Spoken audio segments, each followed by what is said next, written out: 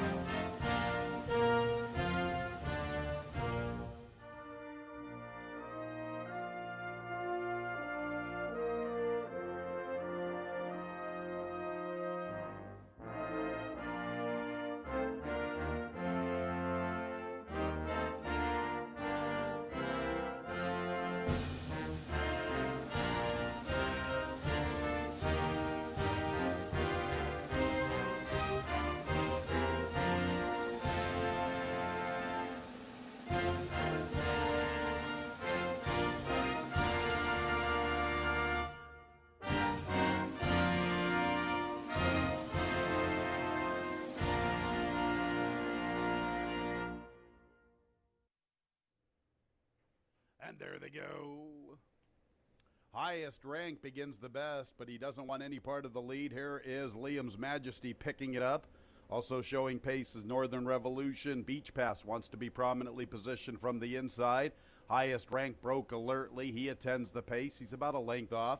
There's the favorite. Last look at the Cat, Blue Silk. Second last racing inside of Carlson City. Liam's Majesty and Beach Pass vie for the top spot. Northern Revolution in the clear third. Outside of Last Look at the Cat, highest rank, is content to settle off the leaders from the inside. And Carlson City joins the back markers 3 deep, about 4 lengths covering the 6-pack. 25 seconds for Liam's Majesty. Northern Revolution is into second. Beach Pass back to third. Carlson City's in the 4th spot. Last Look at the Cat is 5th. He's 3 lengths behind this soft pace. And highest rank is the trailer. 5 lengths covers the group. It's a pretty even flow, the half in 50 seconds. Liam's Majesty with the pace all to himself, a length and a half. Heading into the turn, here comes Last Look at the Cat. And Carlson City, Northern Revolution had to check. Beach Pass is up close. And from the tail is highest rank trying to commence a bid. They are really surrounding Liam's Majesty. Carlson City 4 wide. Last Look at the Cat 3 deep. Beach Pass wants to quicken from the rail. Liam's Majesty's in a tight spot checking out of it. And highest rank is trying to circle into the scene. Last Look at the Cat, the favorite from between runners, comes away with a narrow lead. Beach Pass from his inside. Then Carlson City and highest rank. Last Look at the Cat at 3 to 5. The Public's Choice has the lead past the 16th. And it's Last Look at the Cat winning comfortably from Beach Pass. And third place is tight. And it looks like it's highest rank in the final jump from Carlson City. Photo required for third. Trifecta $8. The dollar Super $30 even. Second race is Glare of Change. Second race in 17 minutes at 1:41.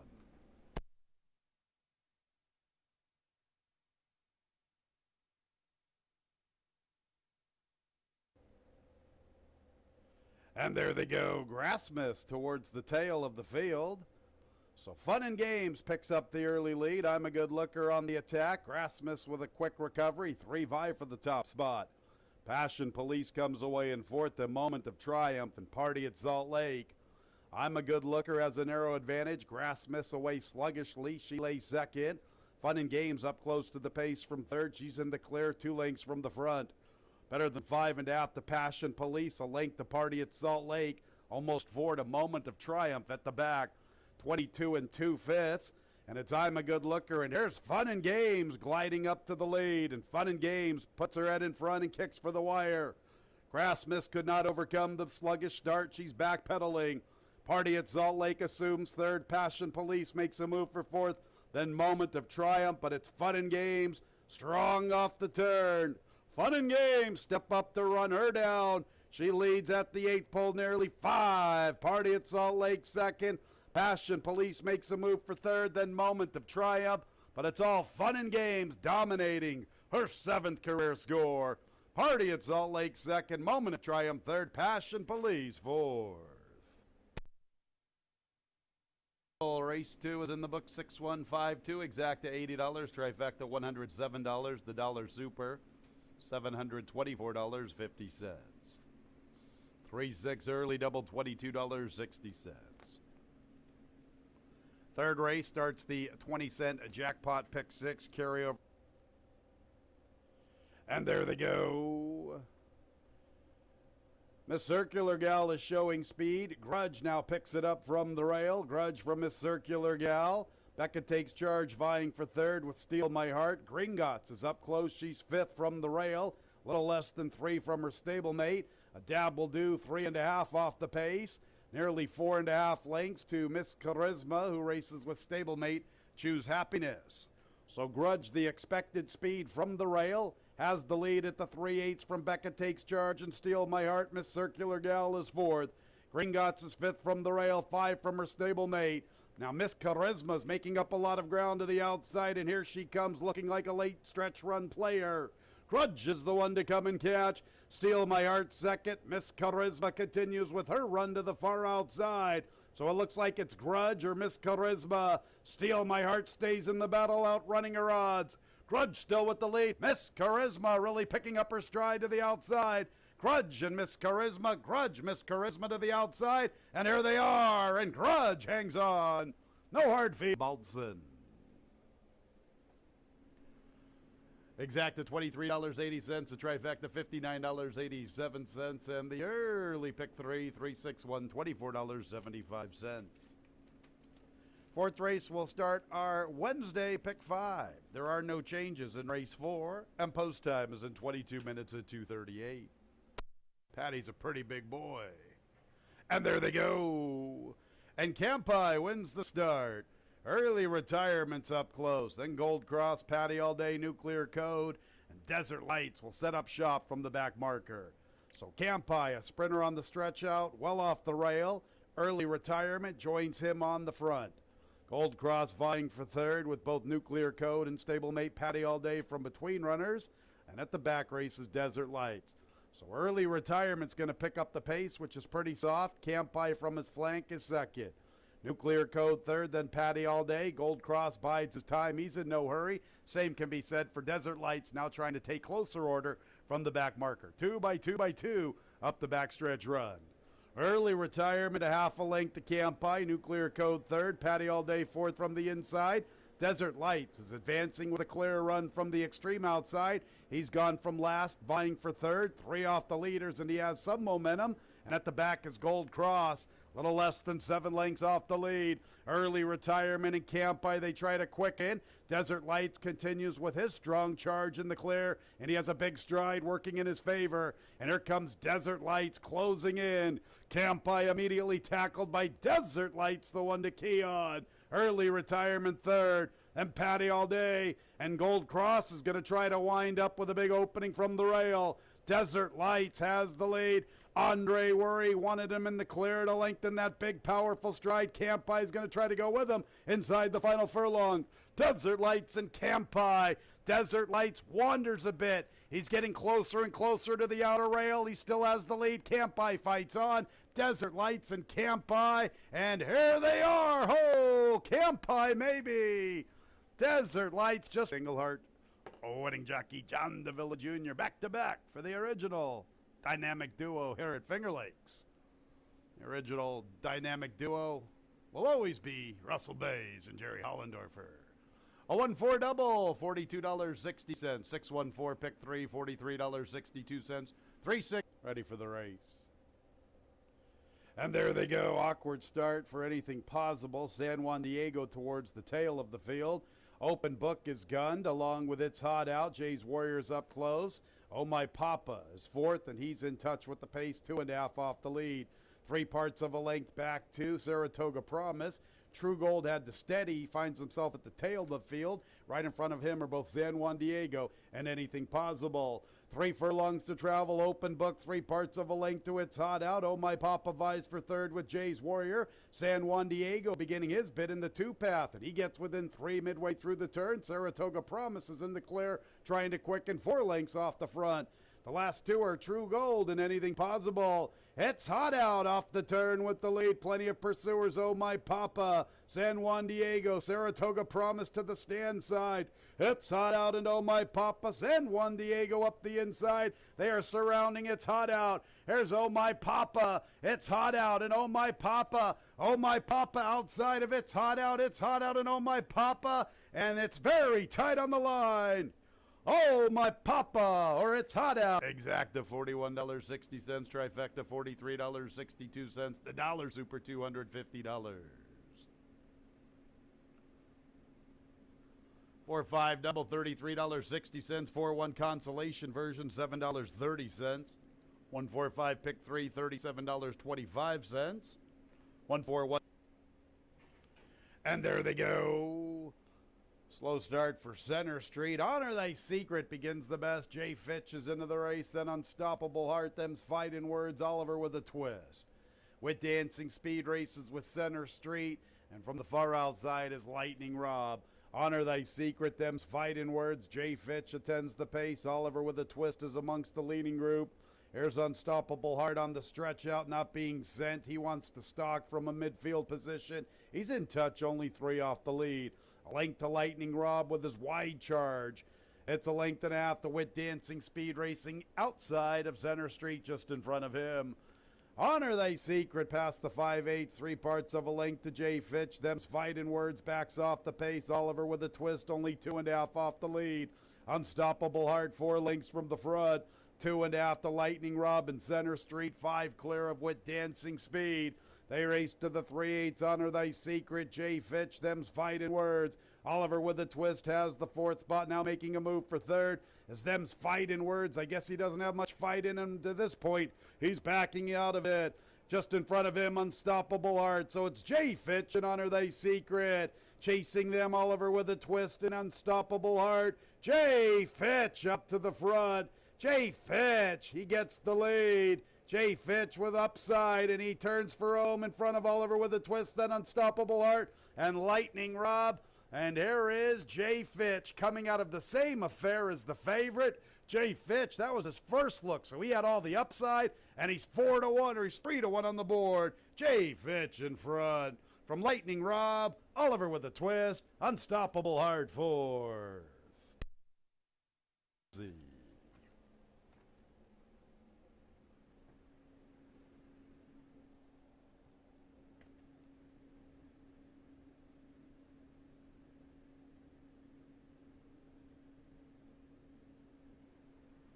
5-6 double $31.80, 4-5-6 pick 3. I'll get back to the pick 3 payoff. And there they go. Casper Joe, the Fort Erie Invader, finds the front from Honorable Avenue. JD's Victory from the inside. And here's Tap It Happy John and Trying Smarten Up. And Trying Smarten Up's a little deep. He's trying to get over. Tap It Happy John's holding his spot. On the front end, Casper Joe from Tap It Happy John. Trying Smarten Up deep on the track. JD's Victory saves ground with Honorable Avenue. The last two are Lorenzen, and the favorite Height is at the back of the pack. So it's Casper Joe with the lead. To his outside races Tap It Happy John. JD's Victory 3rd. Trying Smarten Up has been deep throughout. Honorable Avenue's in the 2 path. He makes a move for 3rd, trying to gain some ground, getting within 3. The last two are Lorenzen and Height, and it's about 5.5 lengths from first to last. And big long shot Casper Joe gets an uncontested lead, better than a length. Tap It Happy John stays close. Trying Smarten Up got the worst of it, deep entering the first turn, deep entering the backstretch, and still deep on the track. Honorable Avenue to his inside. Height is trying to close in with JD's Victory. Height outside of JD's Victory. He's going to have to giddy up from there. Tammy's pushing on him 5 from the front. And at the back is Lorenzen. Tap It Happy John and Honorable Avenue, the most experienced maiden, now getting the lead. A beaten favorite in his recent 2. Today you get value, and he's kicking clear like a good thing. Height makes his move into 2nd, Trying Smarten Up. Boy, he's been deep throughout, but it's Honorable Avenue for all of his believers. He's 4-1 on the board, and he's pouring it on. Height is 2nd, and 3rd, 4th, and 5th will involve Lorenzen, Tap It Happy John, and Trying Smarten Up, and that's how they cross the line, 3rd, 4th, and 5th. 235 trifecta, $18.62. Dollar Super 235 6 $122.50. A 6-2 double, $52.50. 5-6-2 pick 3, $47.50. One more race in the work week, eighth and final, our Wednesday night caps. Ready for the race. And there they go. And Truly Funny broke with the leaders. Lovely Escort is showing pace. Pasture Princess is there. So too is Queen of the Street. Second Hand Love is up close. Trinity Girl comes away in the sixth position. Little more than 3 off the lead. 5 lengths to Ann Barrick. Then we're going to Miss Ross heading her is I Am Gone. And one well out of it, that's Princess Azteca. So Lovely Escort has the lead through the early stages from Truly Funny, Queen of the Street, and Trinity Girl advancing with her wide run. Second Hand Love is fifth from the rail, a little more than 3.5 off the lead at the 3/8. 3.5 to Pasture Princess going in the wrong direction, headed by the lone debutante Amberic. We go to I Am Gone, Miss Gone, and Princess Azteca now arriving at the 5/16. And they got to step up and get to Lovely Escort. She shows the way home, and the nightcap Truly Funny is giving a good chase. She's trying to cut into the margin. Lovely Escort, 3 lengths to get to the line. Truly Funny continues to pursue under left-handed urging. The others have lost significant ground. Trinity Girl and I Am Gone. Lovely Escort keeps on going all the way. Lovely Escort in the nightcap. From Truly Funny, Miss Ross, and Trinity Girls in a photo for fourth with I Am Gone.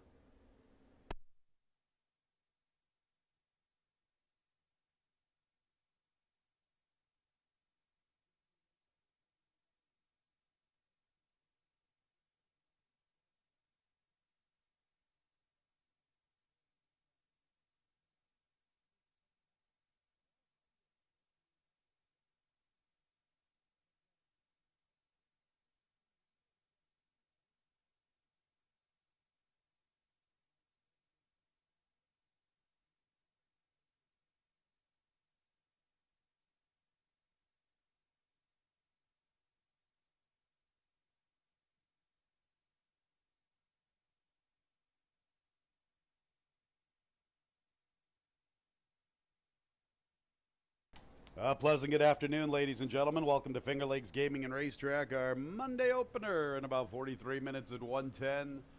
8 races, a fast racetrack. 20-cent jackpot pick 6 carryover commencing in the third, better than $7,300. Our Monday pick 5 starts in the fourth. Monday and Tuesdays, $10,000 guaranteed in the pool. Let's open up our programs. Here are the changes. In the opener 5, thanks for last night. Make the jockey Jose Rojina. Jose Rojina, new jockey 5, thanks for last night. Race 1 will begin the early double, the early pick 3, and the early pick 4. Second race, scratch 1 Dean Verdile. 1 Dean Verdile out of race 2. Number 5, Quick Posse. Make the jockey Rudy Ignacio. Rudy Ignacio, 5, Quick Posse in race 2. Third race starts the 20-cent jackpot pick 6. Carryover better than $7,300. No changes in the third. 2:04 is the approximate post time. Fourth race starts the Monday pick 5. 10K guaranteed in the pool. It's clear of change. No changes in the fourth. 2:31. Approximate post time for the pick 5. Fifth race will start our late pick 4. Scratch 9, a Lake Party. 9 Lake Party out of the fifth. Race 6 starts the late pick 3. Scratch 11 Sky Writing. 11 Sky Writing out of the 6th. Seventh race will start the late double. Couple of scratches, 4 and 7. 5-star bunt, Eddie's Gift. 4, 5-star bunt, and 7, Eddie's Gift. Both scratch from the 7th. 4 and 7 out of race 7. And in the nightcap, 3 overweights. 1, 3, and 11, all 1 pound over. 1 Shanghai-ness. 3 Cocodera. 11 Luz Maria. 1, 3, and 11, all 1 pound over. Have a great Monday. Up next is the Patriot de Matai.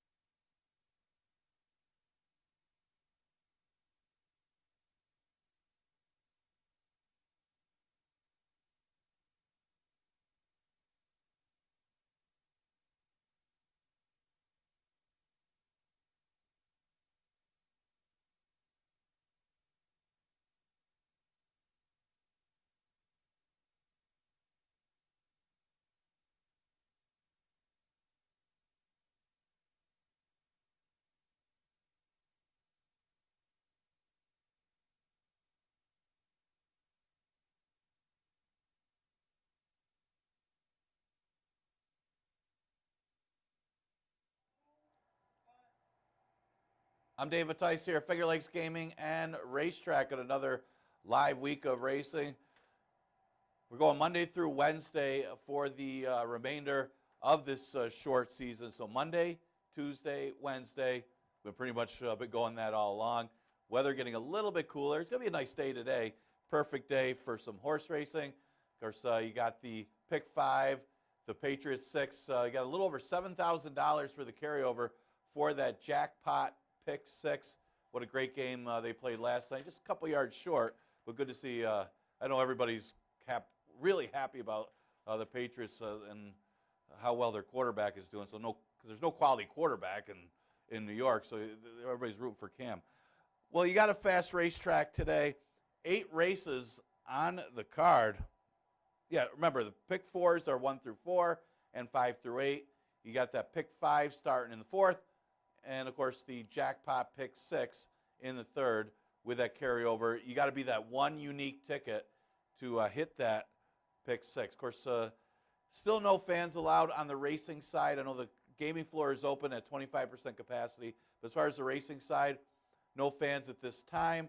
So still, the best place to watch and wager on Finger Lakes Racing is at fingerlakesbonusbets.com. You can link it through our website. You can still watch replays through our website as well. That's where I watch all the replays getting prepared to handicap the Finger Lakes Day. So good place to go to get your information right on the website to watch all the replays. And also the live feed, you can access that through there to get to our YouTube live feed if you're not on Finger Lakes Bonus Bets. But that's the best place to go to watch and wager. All right, first race, a 5,000 claimer for fillies and mares going a mile. Yeah, I mean, it's tough to go against a favorite here. It depends on how much pressure Unparalleled gets early. You got to figure this is a better distance for her after getting a good prep race going 6 furlongs and finishing second to the main speed of Grassmist. It actually ran pretty well, chasing that one the whole way. Horse that was 3rd came back to win. Grassmist didn't break all that well the other day, so she didn't fare too well. But that's a sprint. This is a route. It all depends on, does Chornaya Crachota go after her a little bit, or thanks for last night. There is some possibility of some speed there, depending on how fast Unparalleled goes early. She might just be a little classier than these running against allowance horses last year. She's the horse to beat. Depends on the pace, if she's vulnerable or not. Now, if there is a pace, and it does look like you have a couple horses that might go after, the horse that might pass some of these tiring horses could be Andromeda's Child. She might round out a pretty decent value exacta if that does occur. If some of this speed tries to go after Unparalleled, who's a true deep closer? Yeah, it's Andromeda's Child. She'll be last early, but she'll be the one to try rolling late. Now, that was her first start off the layoff last time. Probably needed that race. I mean, this horse seldom runs a bad race. She sits back and makes a run. She is pace dependent because at this point in her career. She used to have a little more speed earlier in her career. But look for her to be rolling late and could be one of those horses that just kind of passes all the chasers after and pressers after Unparalleled. I'll use Chornaya Crachota on the drop in class for 3rd. This is a significant drop for Chornaya Crachota and was sent from the get-go last time. Not that they went ridiculously fast, but it seemed like she did, as she came out of the gate with a mission to get to the front end, at least for the first quarter, and that's about how long she lasted, getting her first route of the year. She should be a little more fitter for this race, and the big thing is the drop in class might make her last a little bit longer, although she does have Unparalleled inside of her. Trapper Jane is an interesting one. She's generally been a $5,000 claimer throughout her career, runs some decent races here and there. She did have a pretty good effort in her first start off the layoff, wasn't beaten all that badly, then was over her head when she did try a route in the starter. So back where she belongs at 5,000 and in a route, she's definitely dangerous in this spot, and she gets the services of Ray Gutierrez. 2-4-7-3. Second race. Scratch the 1, Dean Verdal. Kind of a big scratch in here. That one was probably going to be the favorite and also the inside speed of the race. Who does it help? Mounted Cop at 58OG. That's who else, probably 58OG the most. I'm going to lean towards Deficit Hawk. There's a question of willingness to want to win at this point in his career because he's had 3 straight seconds He ran a decent race last time. No real excuse. I mean, he was a little wide. The other horse out-kicked him to the wire, but he ran a solid second. He was clear of the third-place horse. Numbers still pretty good enough to beat this field. He may get a good trip in here and may finally get it done. And I think if he's going to get it done, it's probably this distance. He's 7 for 14 at 5.5. Granted, a lot of those wins when he had a ton of early speed earlier in his career. That's when he was a better horse. He doesn't have that kind of speed anymore. They've kind of taught him to rate because he doesn't have that kind of speed. And he may be able to rate behind 58 OG and Mounted Cop if Mounted Cop can keep up with 58 OG, that is. 58 OG just might have a clear lead in here because he's that fast. I mean, he didn't break all that sharp two back and, wasn't going to go with Corporate Raider, who went in 21 and change on that speed favoring racetrack, and ended up still finishing fourth against starters. Wasn't beaten that badly last time, chasing after the speed. With the scratch of Dean Verdile, the horse that benefits the most is 58 OG, and he drops in class. He might be one that's overlooked in here, but he's going to the front. It's just a matter of clearing Mounted Cop early. If Mounted Cop's who's inside him breaks well and keeps up with 58 OG, might not be good news for 58 OG, though. Third choice, Quick Posse. If those two do hook up, Quick Posse's the one to be rolling late. Doesn't win an awful lot, but he does finish second and third an awful lot. He's got to get that perfect trip to get the victory because of his deep closing style. It's a little tougher going 5.5. He really does need that pace in front of him, but he'll be rolling late if the pace does develop. And then I'll use the 4 Margarita Sunrise, who didn't run that badly last time. Was in the race the whole way. Actually took over the lead in the stretch before being passed by both Just Flashy and Deficit Hawk. And you know what? This is another one, like Deficit Hawk, might get a nice trip. Actually, might get the better of the two trips if Mounted Cop and 58 OG go out there. Margarita Sunrise is inside of Deficit Hawk and could sit a nice third behind the two leaders. That is if Mounted Cop can keep up with 58 OG. That trip might be able to get it done, but he should be in the number off of his last effort. 7-6-5-4 for me in race number 2. All right, now it gets a little more difficult. Thought the third and the fourth race, especially the fourth race, good luck coming up with a winner in the fourth. 5,000 maiden claimers the third. A little easier is the third. This one starts the pick 6, 20-cent minimum wager for that one. Sweetest, got a couple equipment changes for my top 2 picks. Sweetest Party looks like is sitting on a win. Ran into the big favorite, Friday Beers. That one's entered later today. Was too good for that field. Sweetest Party wasn't really a threat to that one at all. My only concern for Sweetest Party, who's taking the blinkers back off, actually showed a little more speed maybe with the blinkers off. That's rare. But my concern is the pace in here. The pace looks like it comes from My Man's Forest and Honorable Gibson. Those two sprinters stretching out look like the two possible pace setters. Sweetest Party is going to have to run them down, but off of his last effort, kind of think that he might. My Man's Forest is a tricky read. I'm going to use him as a price for second, adding blinkers, because I do think he's the inside speed of the race. That's not necessarily a good thing, especially last week here at Finger Lakes, where the inside wasn't that good. We'll see how it plays as we're coming off a 4-day break. Well, he pressed 4 wide in a 12-5 maiden claiming sprint last time. Even though they didn't go ridiculously fast in 23, he was hopelessly out there and called it an early day. Maybe the blinkers will help putting him on here, but I think the stretch out's going to help my Name's Forest, because this one, the dam is a true router by marketry. 2 of the 3 career wins for that dam were going long. So I don't know about Sydney's Candy, but at least the dam side does have good route breeding that this one could go a long way on the front end. Teresa's Boy, no real excuse last time. Actually, no excuse at all. I mean, got a perfect trip under Jeremiah's floors. Couldn't have ridden the horse any better. But he just ran into Friday Beers and Sweetest Party. The 2 of them were just better. So he'll have to improve off of that last effort. Maybe he'll get a little better trip. The 5 Honorable Gibson is another interesting one. He should have some early speed stretching out, but he does have My Man's Forest inside of him. So it depends on the trip here. If the track's like the other day, it seemed like being outside, which is rare at any track, outside speed wasn't bad. You could be the pressing speed. If the other horse is on the rail, you're outside, you're the one with the better track to the wire. That could be a possibility if it plays that way. Now, this one does drop in class to 5,000, and that's the big thing. Kind of unproven going long, though. That's the issue for Honorable Gibson, although the breeding hints that he should be able to. 4-3-1-5 for race number 3. Drop in class will certainly help these horses. 4th race, fillies and mares going 1:40 miles. Like I said, very wide open race. This is a good race to take a shot. I mean, you got a couple of horses that are familiar with each other from Saratoga in Flattering Eyes for Nick Zito, and then you have the great jockey Robbie Davis as a trainer here with Dancing Slippers. Both of them are familiar with each other. I was actually looking at Dark Love. I was watching the replay and looking at this horse in the paddock last time, and I really liked the looks of this horse for the stretch out.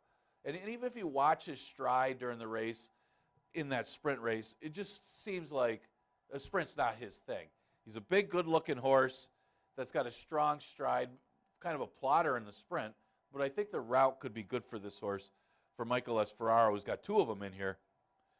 But you look at the breeding. Lovely Danielle, if you're a longtime Finger Lakes person, and now I've become a longtime Finger Lakes person because I've been here for a while, but Lovely Daniela won the Jack Better Be Right a couple years in a row. That's a route race. That dam was actually, Lovely Daniela was 6 for 7 in routes. That's an incredible record in route races. Like I said, wasn't a bad effort in the sprint last time. Just kind of ran evenly. Ran like a router going short for the first time. You know, I'm just taking a shot here at odds of 8-1 in a race that really there's no true standout, and you can make a case for a bunch of them. Flattering Eyes. I'm going to use Flattering Eyes and Dancing Slippers. They're really tough to separate these 2 horses. They take turns beating each other in the maidens races in New York. You got to think those numbers, if both these horses run the numbers they had in New York, they're going to be both tough here. Which is better? I gave the lean towards Flattering Eyes. He's had a recent maiden claiming race at Saratoga where she ran 4th. Now, she did drop in class the last 2, while Dancing Slippers has stayed at the same maiden special weight level. But Dancing Slippers also tried turf last time. So, I mean, it's hard to separate the 2 of them. And the other thing is, Dancing Slippers has had some more chances than Flattering Eyes. But both of them, this is probably some of the easier competition they face. Even look at Flattering Eyes' past form. She did run here before, going back to September of last year. That's a year ago. And she ran 3rd, but that was against Tax Me Not, who just romped that day, so can't gauge anything from that. I'll use Just Stay Home for 4th. He had a much the best winner. I mean, I can't believe how easily that horse won that day. One thing was Stay Home versus A Fleeting Glance. Both of them ran similar races, but Just Stay Home did go to the dead rail. I guess that's kind of the only way I could separate the 2 of them, because I'd use them for 4th and 5th. I mean, you can make a case for a bunch of them. Lofty Reason has had bad starts, had a horrible start last time. I just question the horse going long with that one's breeding. Shopping for Gold. What a big move this horse made on the turn. Could she be there? And A Fleeting Glance, too. I mean, she's got every reason to improve off of that last effort, but she's also bred for the turf. So I'm going to go the 3-7-5-4 in a wide open 4th race. 5th race, scratch the 9, Lake Party. 10-1 morning line on a horse dropping to the bottom. I know this horse is kind of underachieved this year and hasn't done much in his 4 starts, but 10-1 on a horse dropping to 5,000 that's run purely against allowance horses up until dropping to 12.5 last time. You got to think Craigville Beach is going to be awfully tough at the bottom level. I'm going to take this horse on top. I don't think he's going to go off 10-1, but it's kind of a now or never for Craigville Beach. There's a couple tough ones in here, though. You look at Cray Cray and Icy Cash. Both of them come out of that Max Revolution race. Boy, did Max Revolution look good in his next start. Just came back and dominated the rivals. I mean, he was with a good part of the track, but he circled the field and just was much the best in his next start. Cray Cray and Icy Cash were 2nd and 3rd in there. One's inside, one's outside today. Again, 2 horses that are pretty much equal in this spot. Both of them making the same moves, dropping from 75 to 5, and now staying at the 5,000 level, coming out of that Max Revolution race. For fourth, I'm going to throw in the 8. One Shot at Forever was a beaten favorite for 75. So if you liked them last time for 75, you got to consider them today for 5. Problem is, he really had no excuse in that race and gave it up. You got to think that One Shot at Forever, if you could forgive the last effort, you could use him today. That was his first race over the track. Maybe he needed a race.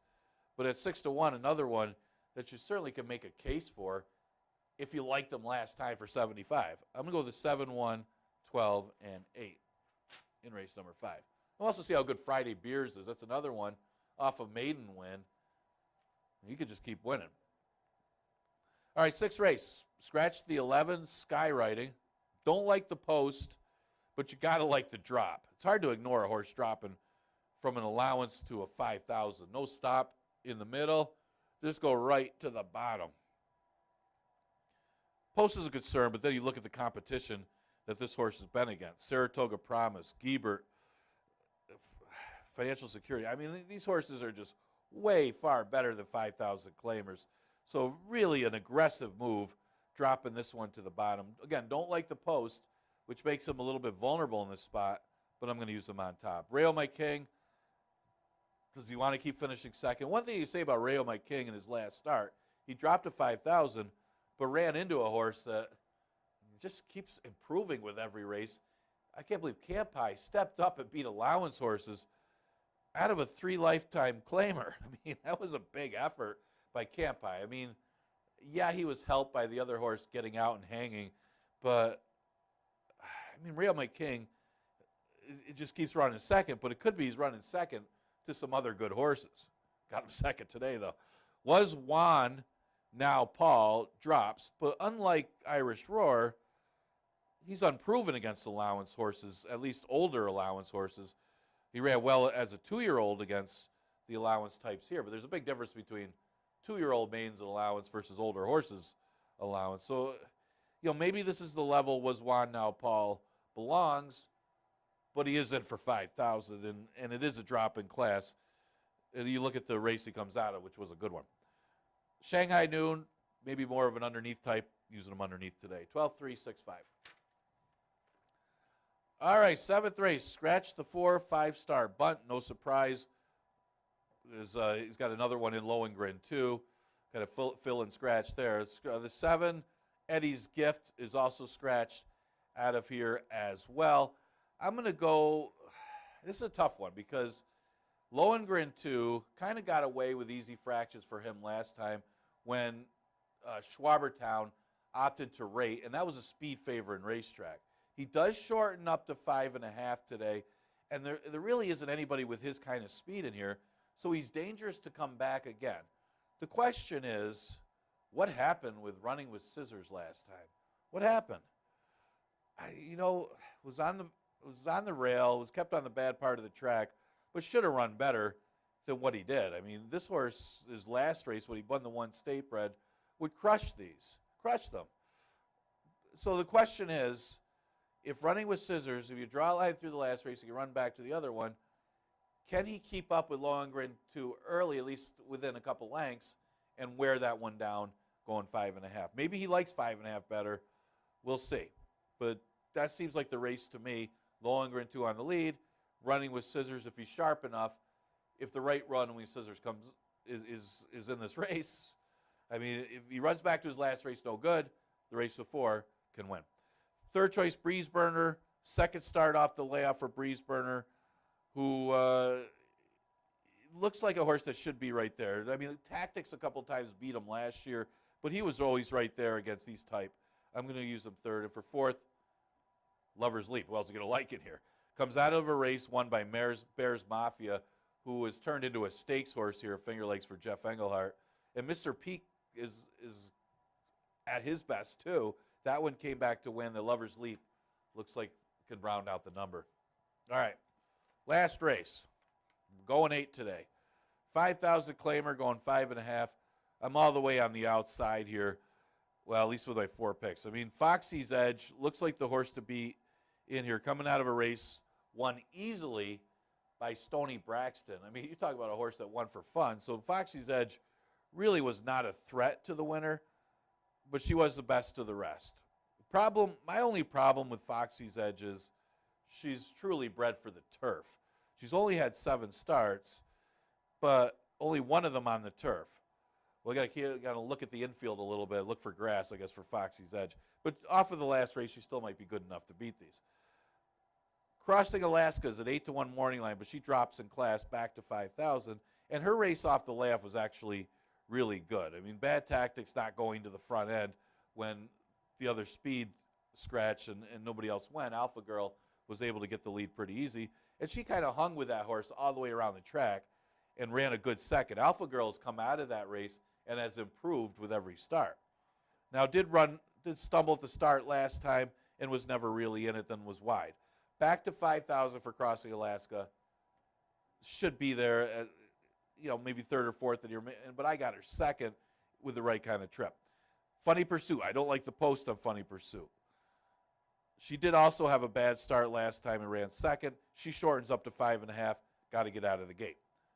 Liz Maria is the most trickiest read in here, as she's an interesting horse.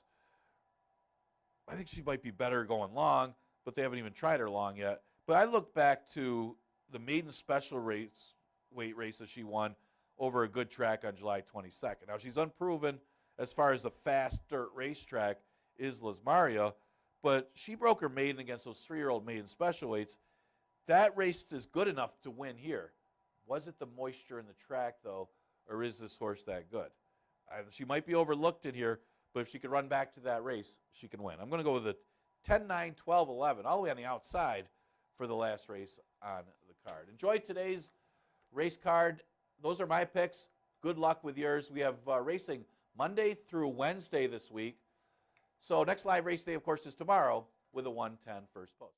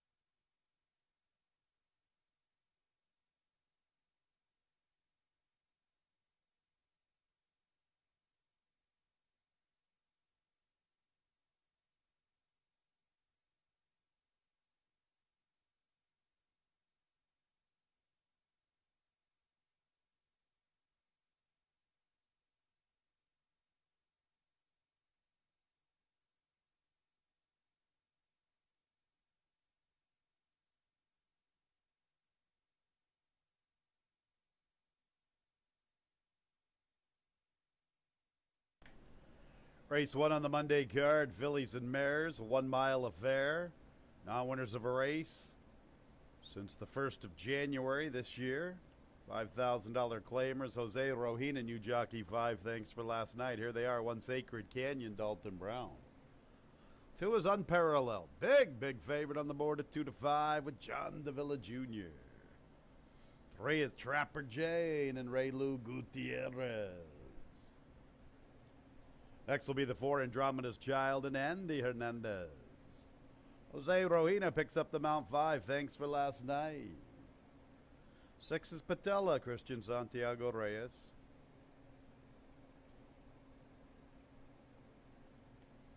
There's Patella. And the 7 is Chornaya Crosota with Kevin Navarro. The opener in about 5 minutes. Race 1 starts the early double, the early pick 3, and the early pick 4.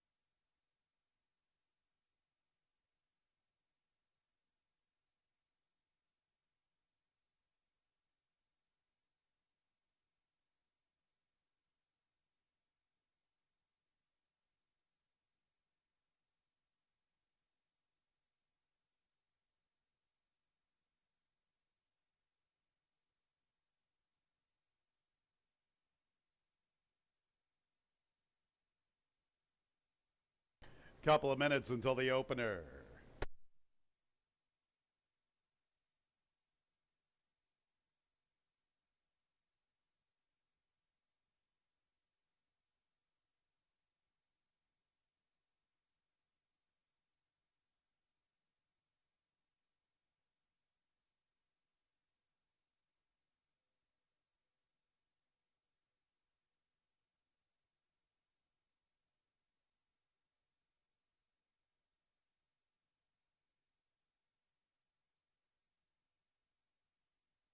One minute, the Monday opener in a minute.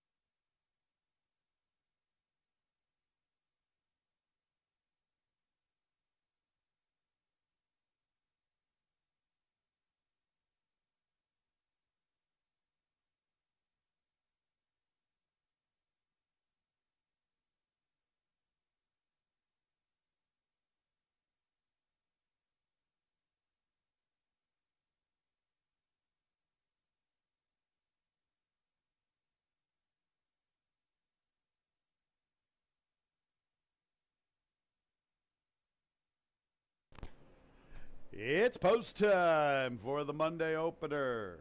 Unparalleled, number 2, dominating the board at 2-5.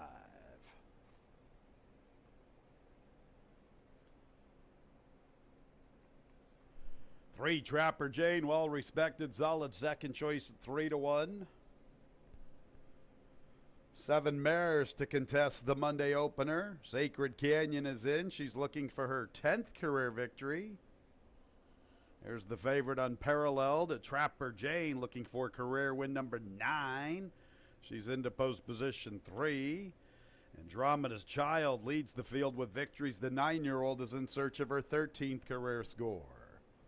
3 to load. Thanks for last night. Patella and Chornaya Crosota.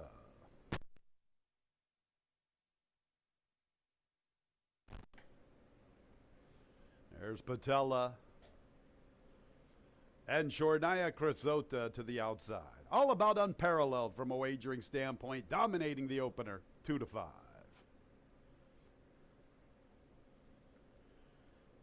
And still waiting for Black Beauty to the outside. Chornaya Crosota. She's ready to move in. Just about ready for the 7 mares. And there they go. Thanks for last night is out for the lead. Chornaya Crisota's up close. Then we're going to Trapper Jane, Unparalleled, Patella. From the rail races Sacred Canyon, and at the back of the pack is the 9-year-old Andromeda's Child. So Unparalleled is not on the lead. The favorite is currently vying for 4th from the rail. Thanks for last night, Jose Roina, 3 parts of a length to Chornaya Crosota. Unparalleled now beginning her bid. She's 3rd and she's only a length off. Does she have the rail? No, she's in the 2-path. She's splitting rivals. She wants the lead. Looks like she's going to pick it up from between gals. And Patella races with Trapper Jane. And Sacred Canyon is a little less than 6 off the lead. And more than 5.5 to Andromeda's Child. Thanks for last night. Unparalleled Chornaya Crosota tends the pace. Patella's 4th against the rail. Trapper Jane's in the 5th spot, 4 off the lead. 4 lengths back to Sacred Canyon. And at the tail is Andromeda's Child. And there goes Unparalleled at the 3/8. And the favorites opening up. Chornaya Crosota is 2nd. Then thanks for last night. Patella's in a tough spot. She's been bottled up. Trapper Jane's in the clear and she's beginning her move. Then we go to Sacred Canyon. And at the back there is Andromeda's Child. Unparalleled and Trapper Jane. Patella's under pressure, 3rd from the inside. Unparalleled at the 3/16 with the lead. Here's Trapper Jane. Ray Lou Gutierrez and Trapper Jane to tackle Unparalleled and John Davila Jr. And here is Ray Lou Gutierrez. And Trapper Jane's up to the front. Trapper Jane in the Monday opener. It's her 9th career victory. Unparalleled trying to hang on for 2nd. It's tight with Andromeda's Child. And Patella was a flat 4th.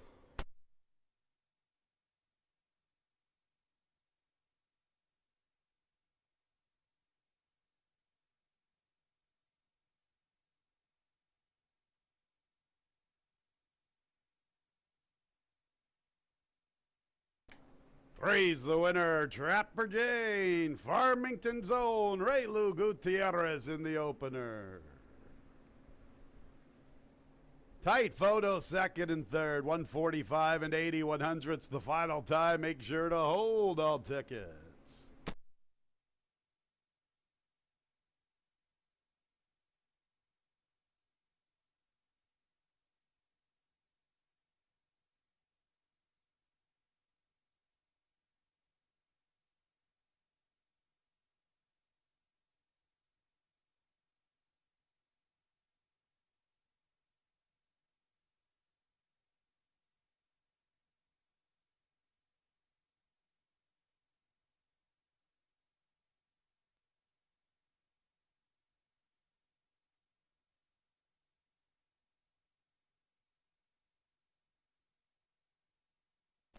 Three, Trapper Jane makes her way into the winner's circle. It's her 9th career victory, a 7-year-old bay mare by Trap Shot out of the damn North Lake, owned by Lauren Lynn.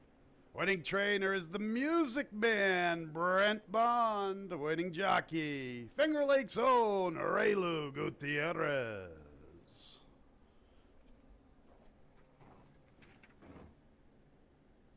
Brent Bond with the win. The Music Man, Spider Monkey, Brent Bond in the opener. The winner was bred in Kentucky by Blue Mountain Equine. Second place went to the 4, Andromeda's Child. Third place to the 2, Unparalleled. And fourth place, number 6, Patella.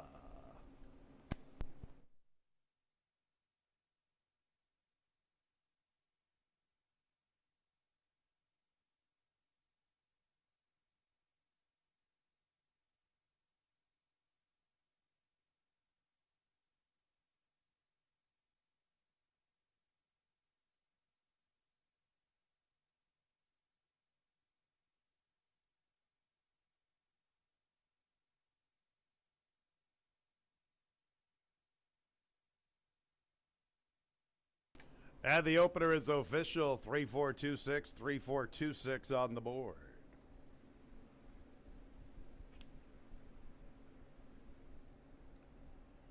Exact at $92.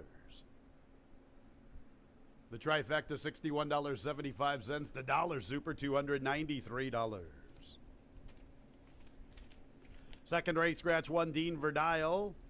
1 Dean Verdile scratch from race 2. Number 5, Quick Posse. Make the jockey Rudy Ignacio. Second race in 24 minutes at 140.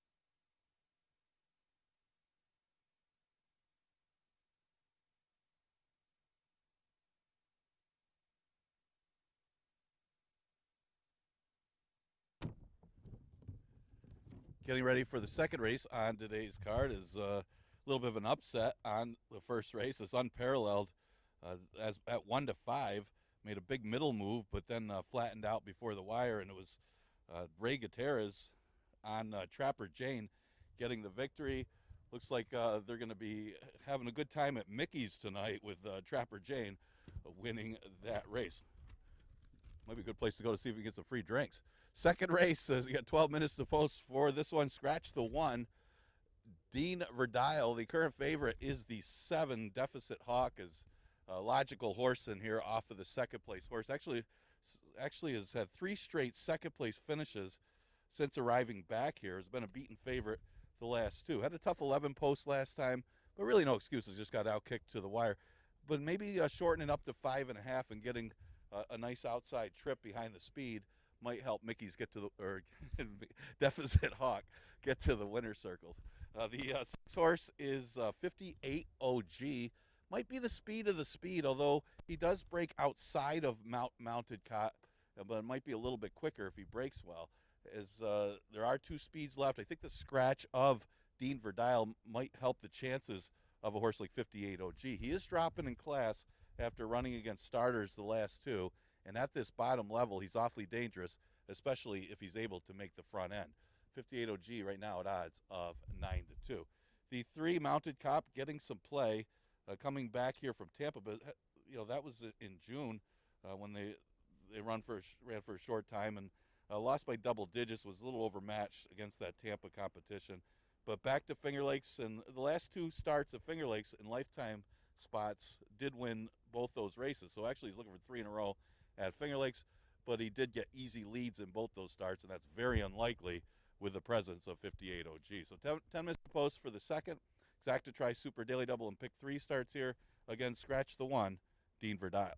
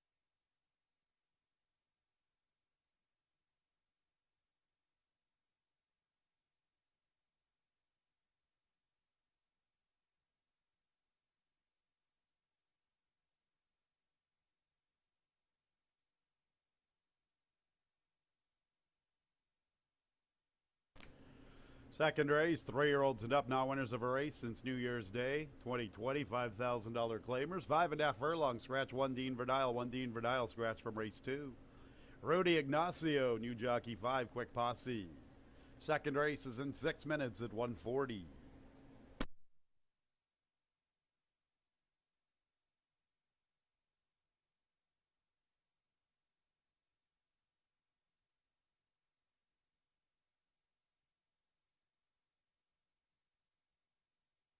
Here's the field beginning with the 2, Full Faith and Credit with jockey Teme Alpender. 3 is a Mounted Cop, John Davila Jr. Next will be the 4, Margarita Sunrise, Nazario Alvarado. 5 is Quick Posse, picking up the mount, Rudy Ignacio. 6 is 58 OG with Andy Hernandez. 7 is Deficit Hawk, the favorite with Kevin Navarro, currently 8-5 on the board. 8, Escape to the Moon, Luis Perez. And the 9 is Jim 2 with Jeremiah Flores. Second race in 5 minutes, 140 is the post time.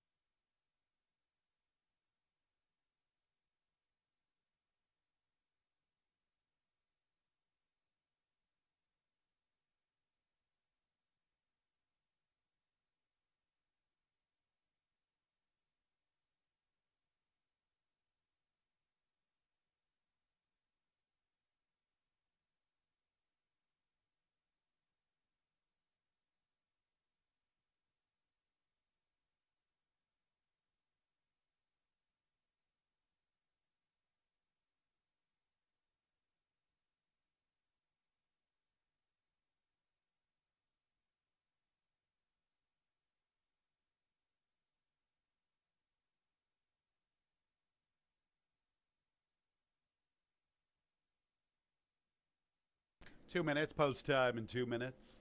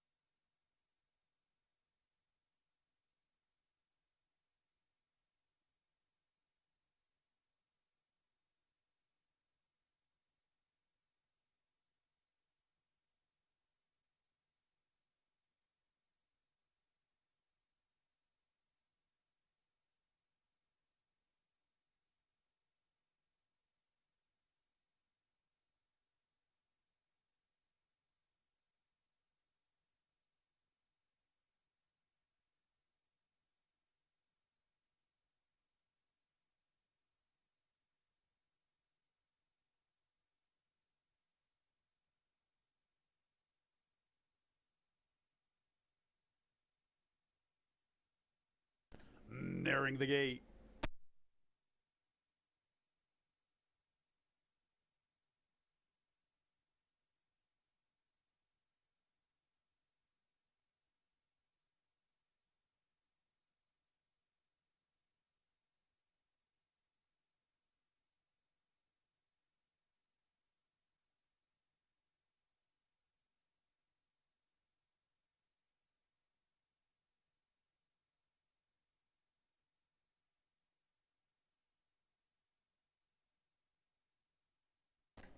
It's post time for the second race. Number 7, Deficit Hawk at 7-5. Number 3, Mounted Cop at 5-2. Deficit Hawk looking for career win number 15. 4 out of his last 5 races have resulted in runner-up efforts. Deficit Hawk needing to break on through with a victory. The favorite at 3-2. Mounted Cop getting closer. 2-1. Loading fairly quickly. There's 58 OG. 3 to load. The favorite Deficit Hawk. Then Escape to the Moon in Gym 2. Pretty salty group of $5,000 runners here in race 2.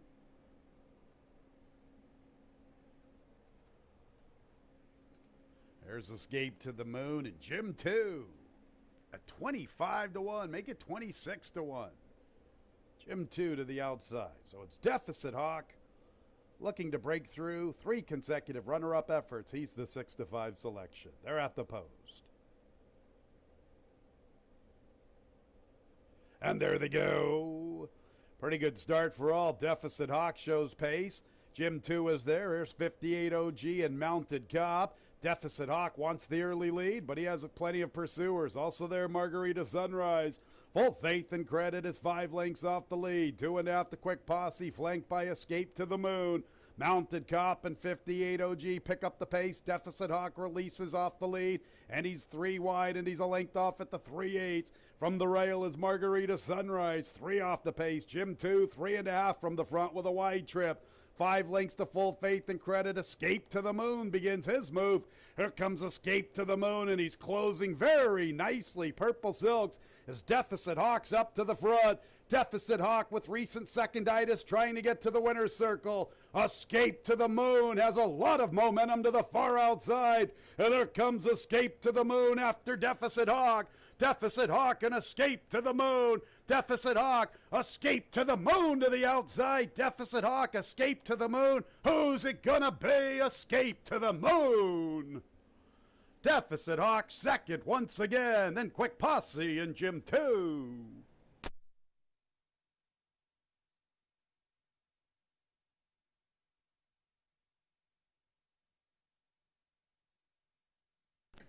Big run from Escape to the Moon. You could see all that momentum building up through the turn. Deficit Hawk, who's just lost his winning ways. That's 5 out of 6 as a runner-up.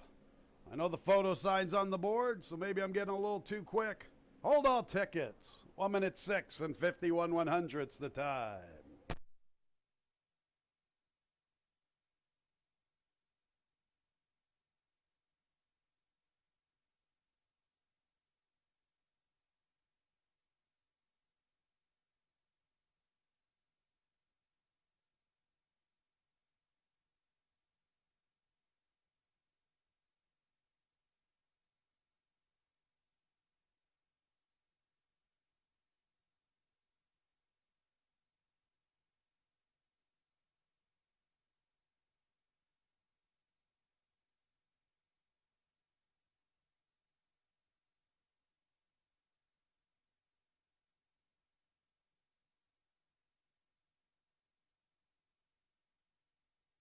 Eight is the winner, Escape to the Moon. Second place, 7, Deficit Hawk. Third place, 5, Quick Posse. Fourth place, 9, Gym 2. Escape to the Moon. His 13th career victory. 10-year-old chestnut gelding by Malibu Moon out of the dam Towering Escape.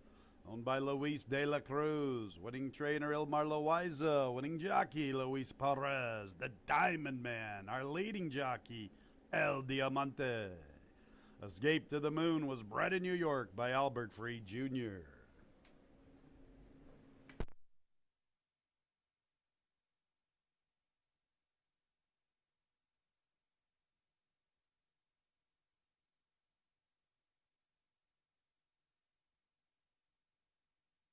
Second race is official, 8759 on the board.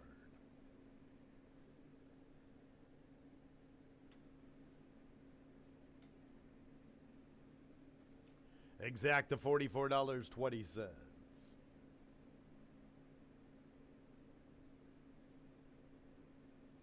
875 trifecta $51.37. The dollar super 8759 $707.50. 3-8 early double $178. Third race is clear of change. Race 3 will start the 20-cent jackpot pick 6. Carryover's better than $7,300. Third race is in 24 minutes at 2:09.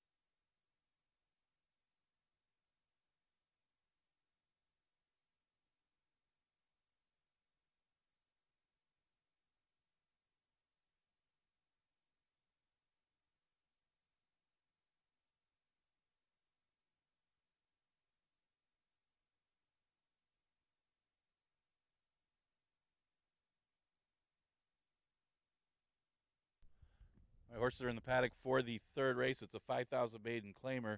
This race starts the Patriot 6, the pick 6.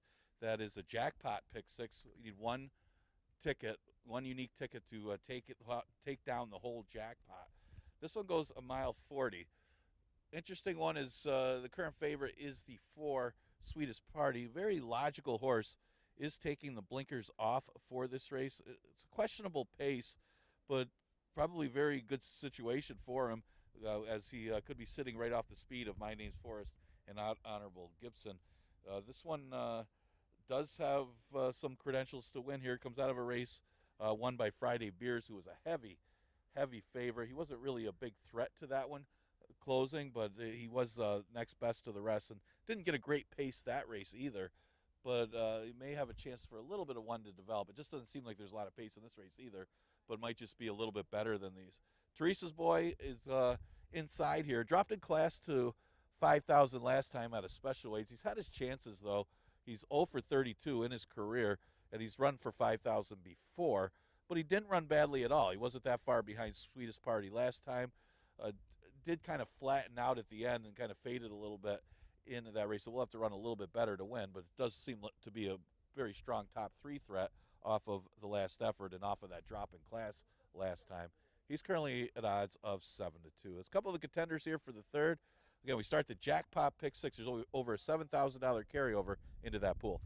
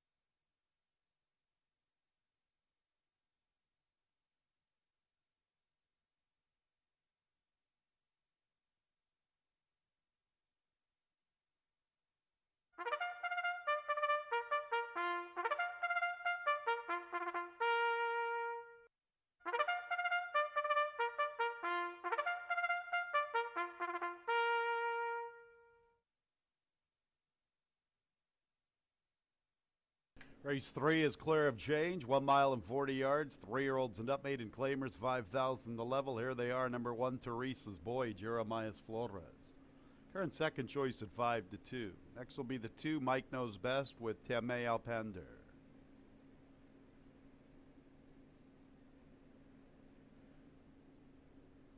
3, My Name's Forrest, Emmanuel Di Diego.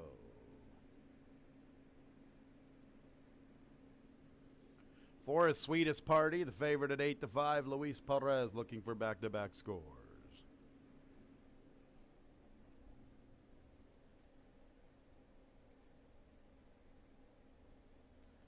5 is Honorable Gibson with Tammy Permarini. 6, John Want Revenge, Kevin Navarro. 7 is Dr. Mac with Christian Santiago Reyes.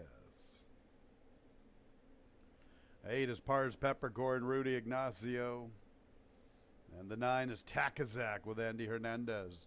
Race 3 starts the 20-cent jackpot pick 6. And the carryover's better than $7,300. Our third race is in 5 minutes at 2:09.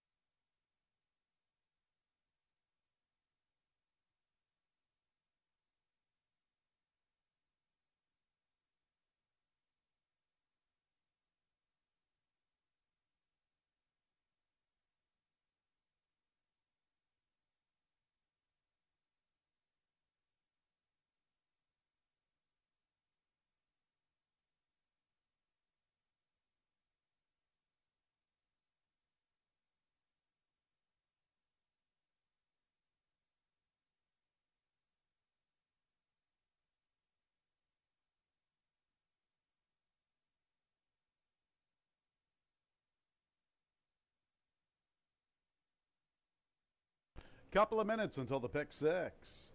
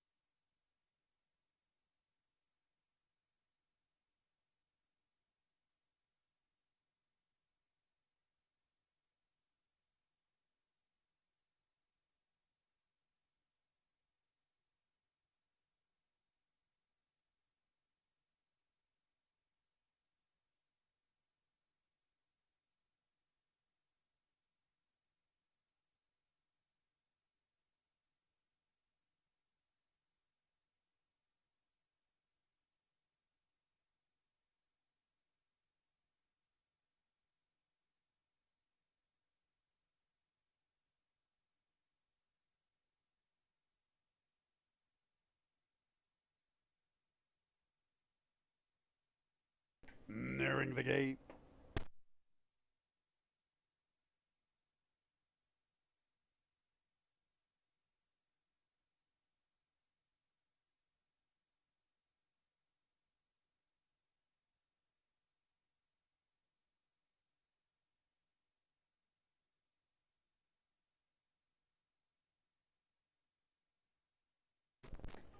It's post time for the third race. Heavy favorite number 4, Sweetest Party at even money.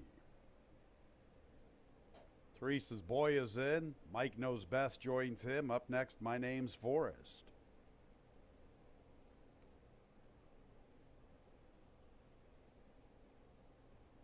Plenty of horses on the stretch out this afternoon. My Name's Forrest. Mike Knows Best. Honorable Gibson. Dr. Mac all stretching out.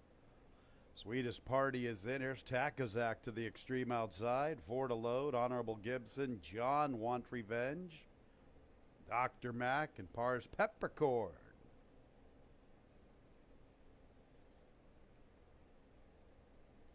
John Want Revenge. Dr. Mac. So it's Sweetest Party at even money. Teresa's Boy is 9 to 2. Honorable Gibson 5 to 1. There's Dr. Mac. Outsider at 46 to 1. And one more to load. Par's Peppercorn. Ready for the pick 6. And there they go.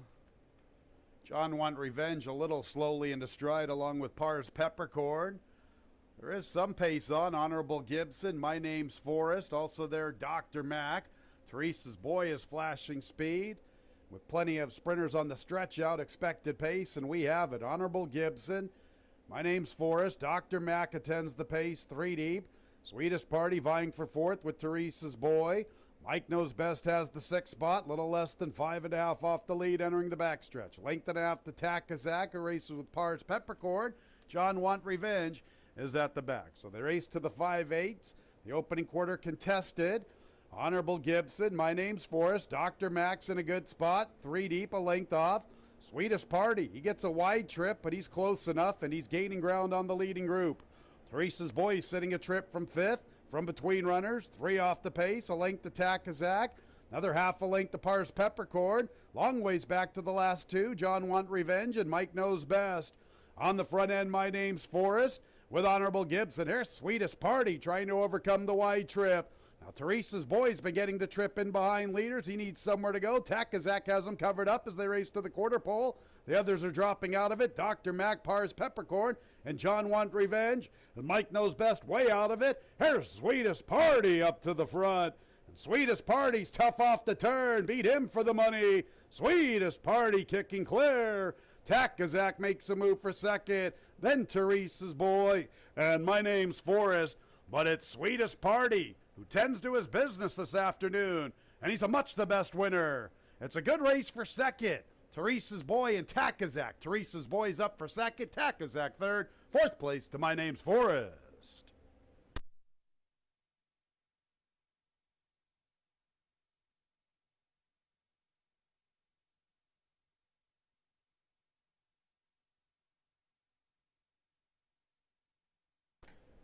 Sweetest Party, 147 and 72 100ths. This horse tipped his mitt most recently. He made a nice run after Friday Bears. It was a odds-on winner. We get to see Friday Bears a little bit later on. Number 4, Sweetest Party, is first on the board. Photo sign for the balance. Make sure to hold all tickets.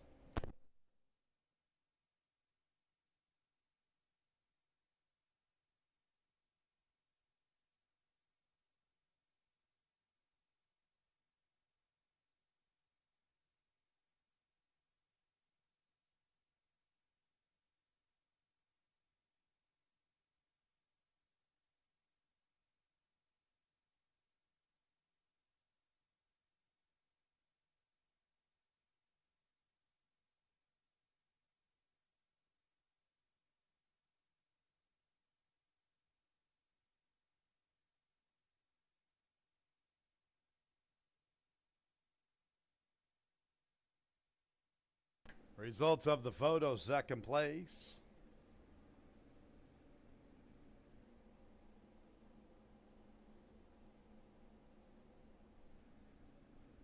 Number 1, Teresa's Boy, second.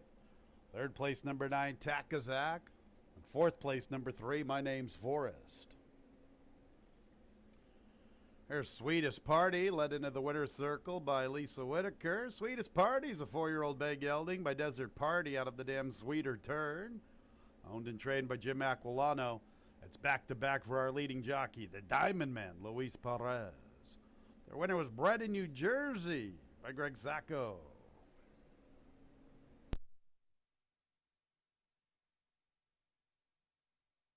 Race 3 is official. 4193 on the board.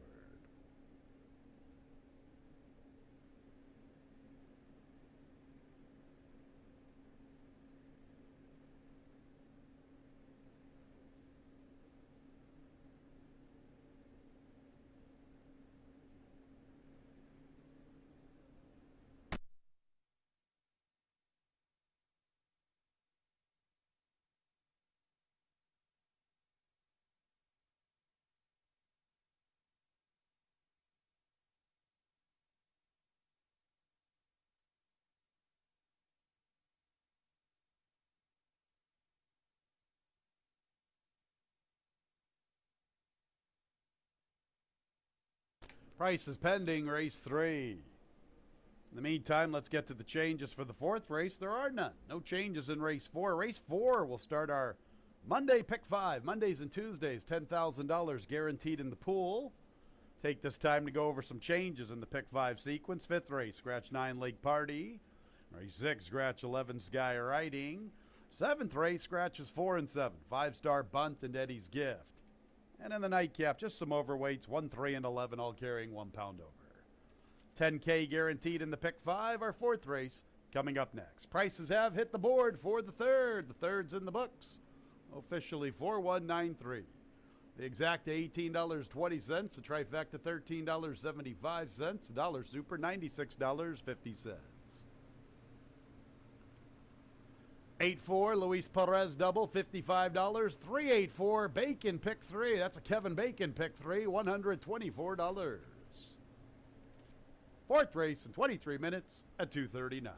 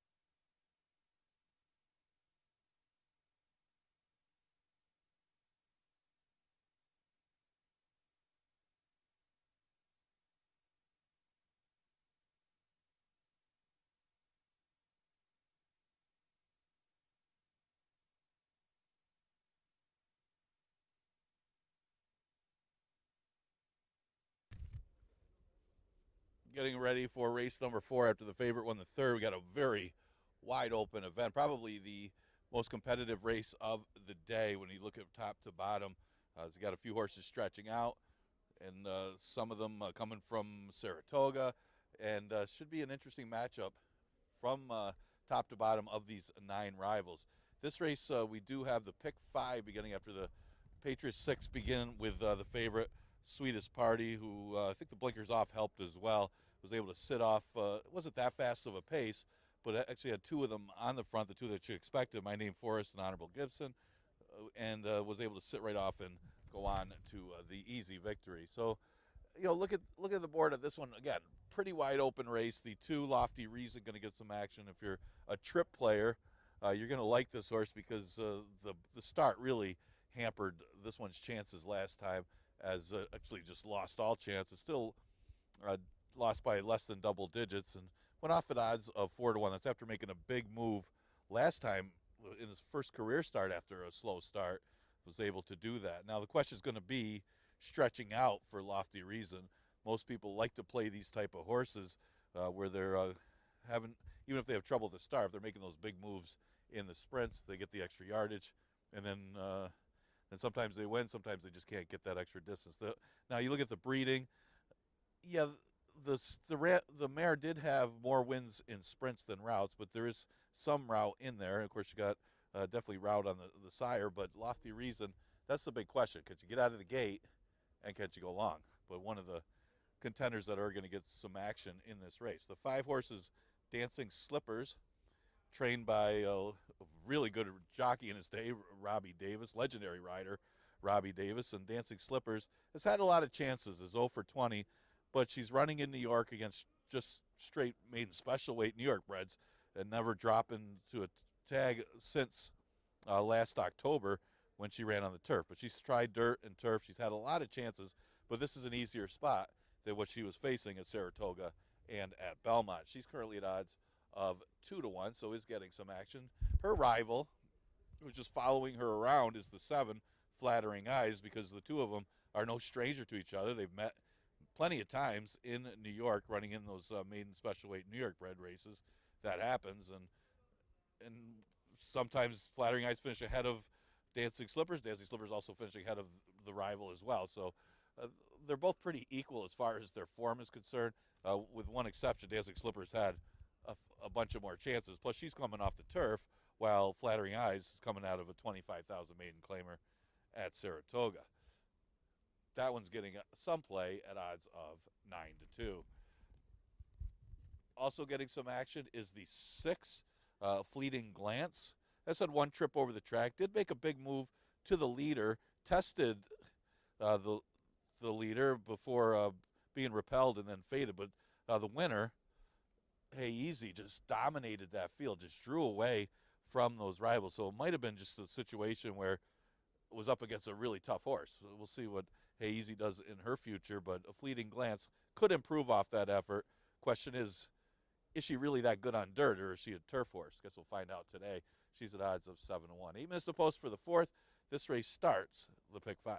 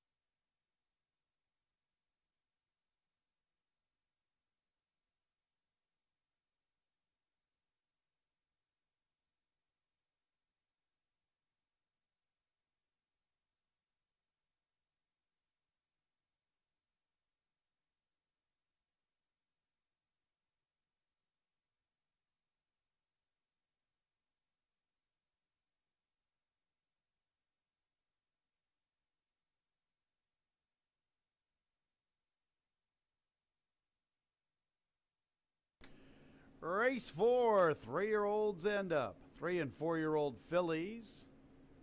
9 of them, 1 mile and 40 yards. Maiden special weights, no changes. Here's the group. 1 Song for Emma, Christian Santiago Reyes.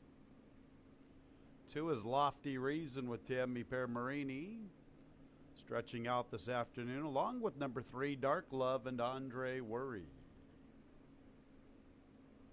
Next will be the 4, Just Stay Home, Jose Baez, stablemate to 3. Here's the 5, Dancing Slippers with Kevin Navarro. 6 is A Fleeting Glance, Luis Perez looking for 3 in a row. A big Finger Lakes shout out to Jax Engelhardt. 7 is Flattering Eyes, Raylu Gutierrez looking for his 2nd winner on the Monday card. 8 is Shopping for Gold with Dalton Brown. 9 is Eli Rocks, Joel Cruz, stablemate to Song for Emma. And the 4, Just Stay Home, jumped out of line in the post parade. Her jockey once again, Jose Baez, and she is a stablemate to the 3, Dark Love. So 9, 3 and 4-year-old fillies. First leg of our Monday pick 5, $10K guaranteed in the pool. We're already at nearly $8,000. Our pick 5 in about 5 minutes.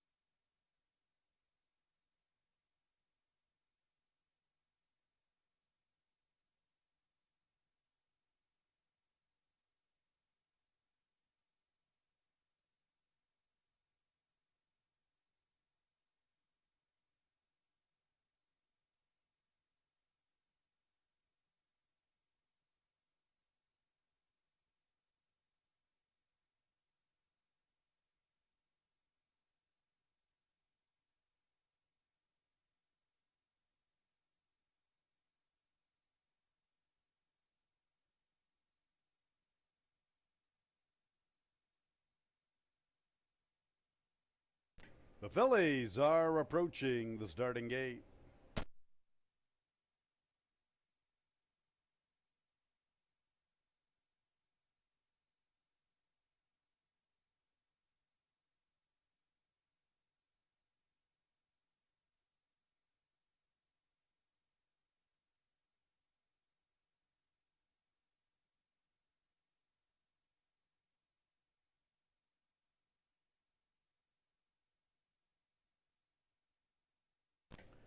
It's post time for the fourth race. 9, 3, and 4-year-old fillies. First leg of our Monday pick 5, over 11K in the pool. Real money starting to come in, as is the case with late wagering. Song for Emma, stablemate to Eli Rocks, the first of 9 in. Lofty Reason is in. Here's Dark Love, stablemate to Just Stay Home. Both of the Michael S. Ferraros are side by side in the starting gate. Dark Love is on the stretch out. The least of the experience out of the two. Least experience. Dark Love making her second career start. Just Stay Home making career start number 7. There's Dancing Slippers, trainer Robbie Davis. Here's a Fleeting Glance. Next will be Flattering Eyes, trainer Nick Zito. Now Fleeting Glance and Luis Perez are in, joined by Flattering Eyes, Toodalode, Joppin' for Gold, and Eli Rock, stablemate to Song for Emma. Both of the Ralphie D fillies are quite lofty odds this afternoon at 23 to 1 for Song for Emma and 51 to 1 for Eli Rocks. Eli Rocks to the outside. So favoritism currently with number 7, Flattering Eyes, Raylu Gutierrez for trainer Nick Zito. Eli Rocks to the outside, ready for the fillies, ready for the pick 5. And there they go. Pretty good start for all. Dark Love on the stretch out shows pace. Flattering Eyes is there. Shopping for Gold is amongst the leaders. Eli Rocks sent for speed from the extreme outside. Song for Emma along the rail. Also up close to the action is Just Stay Home. So here is Eli Rocks, the big long shot with the killer crossover, getting to the rail, clearing away from Dark Love, who says, go at it. You can have the lead. I'll sit second. Dark Love, stablemate Just Stay Home, is third from the inside, and she's 3.5 or 4 off the lead entering the backstretch. Almost 2 lengths back to Flattering Eyes. Then Song for Emma. Also racing there is Lofty Reason from between gals, Shopping for Gold from the outside. Dancing Slippers is second last, 1 at the back, and that is a Fleeting Glance, and a Fleeting Glance is at the back. The opening quarter's pretty good for the level, so a Fleeting Glance, despite being last, is getting pace to chase, and she is beginning to find her stride from the outside. In the meantime, the Ferraro trainees pick it up together. Dark Love and Just Stay Home, and here's a Fleeting Glance. She's really catching the eye with a huge circling move, and she got that opening quarter to run after. And here's a Fleeting Glance. Boy, you could see her pick up her stride up the backstretch. And she's gone from last to first just like that. Just Stay Home fights on. Flattering Eyes is third and Dancing Slippers is fourth. And here's a Fleeting Glance. She's going to try to sustain this charge. She had a lot of work to do. Here from the inside is now Dancing Slippers. And Dancing Slippers tackles a Fleeting Glance. And to the outside is Flattering Eyes. And it's Dancing Slippers. Dancing Slippers will win the money. A Fleeting Glance will get her next time. She ran the real race. Third place, Flattering Eyes. Fourth place, Just Stay Home.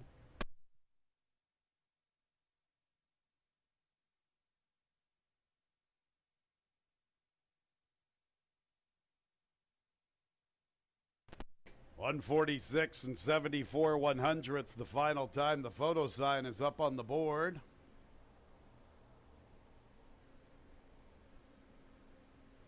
So hold all tickets.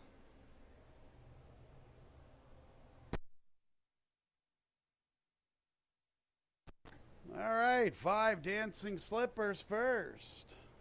Photo sign's back on the board for second place.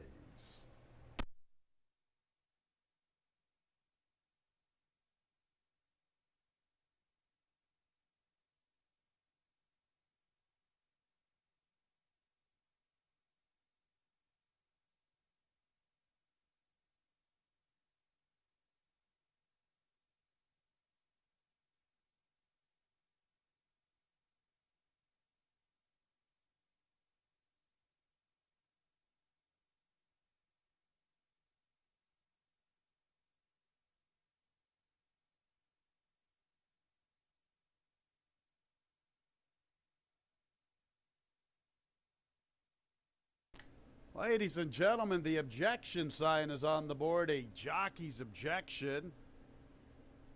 Christian Santiago Reyes, jockey aboard 1, Song for Emma, has lodged objections against both 5 and 6. I believe I was told in the vicinity of the 3/16. Make sure to hold all tickets. Second place now, 6. A Fleeting Glance. Photo sign off the board. Second place, 6. A Fleeting Glance.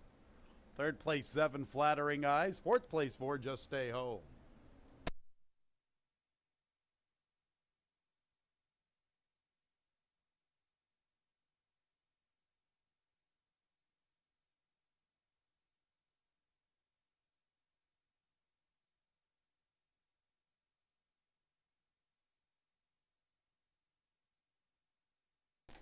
Dancing Slippers, the unofficial winner, is in the winner's circle. Most experienced maiden out of the 4th race. Her 21st start. First start here at Finger Lakes. 4-year-old Gray-Aroan filly by Caddy Ennis out of the dam Maggie's Ruby Rose. Owned by Glass Tip Stable LLC. Winning trainer Robbie Davis. Winning jockey Kevin Navarro. The winner was bred in New York by her owners. Once again, fans, a jockey's objection 1 against both 5 and 6. Hold all tickets.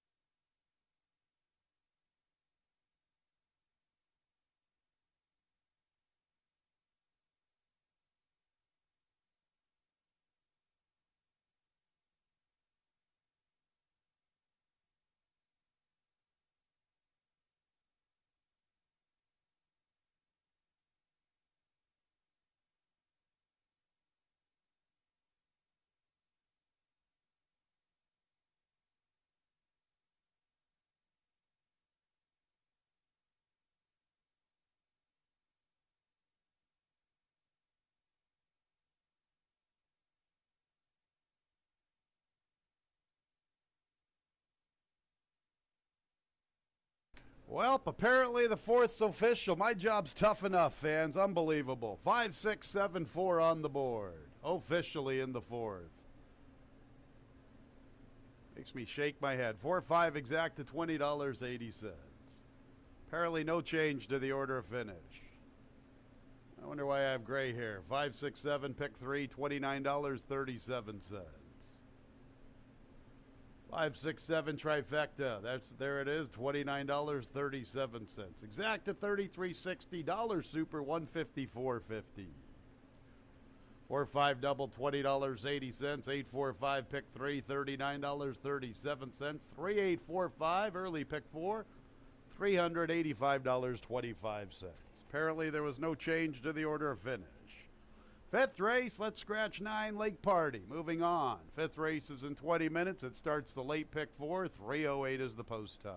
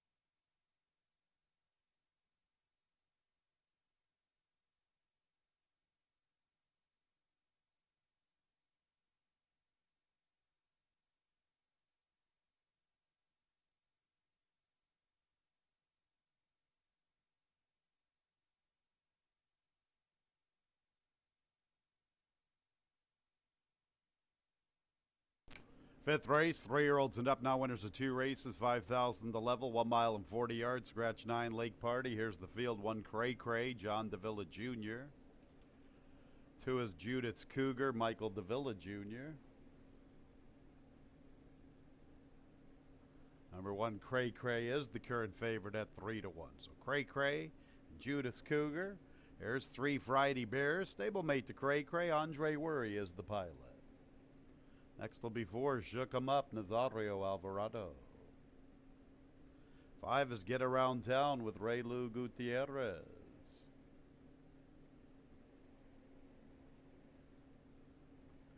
6 is New Stones, Teme Alpender.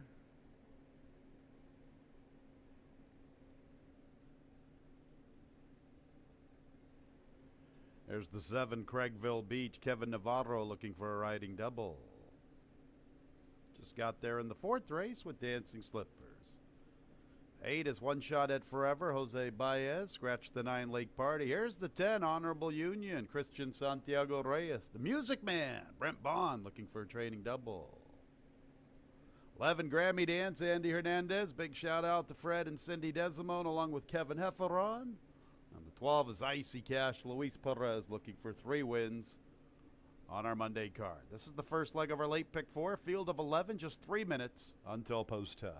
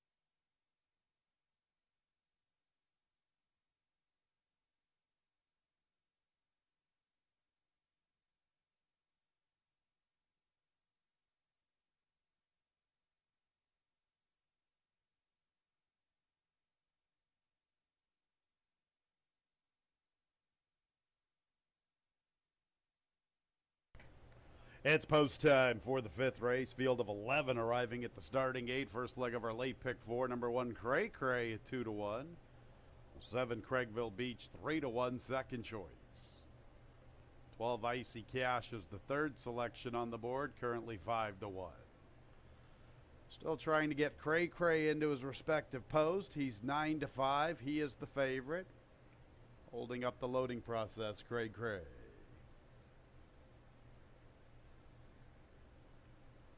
Now he's in. Cray Cray, one of two for Jeremiah Engelhardt. There's Judith's Cougar. Next will be Friday Beers.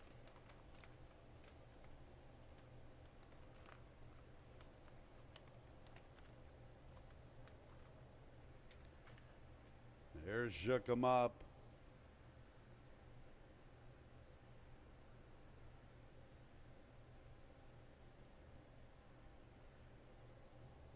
Get around town. There's New Stones.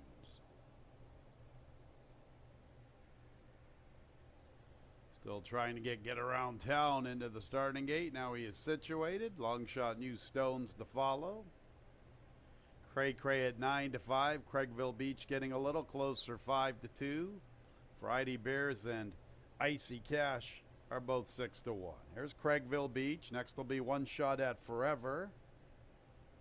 There's Honorable Union. Brent Bond looking for a trading double. There's Grammy Dance.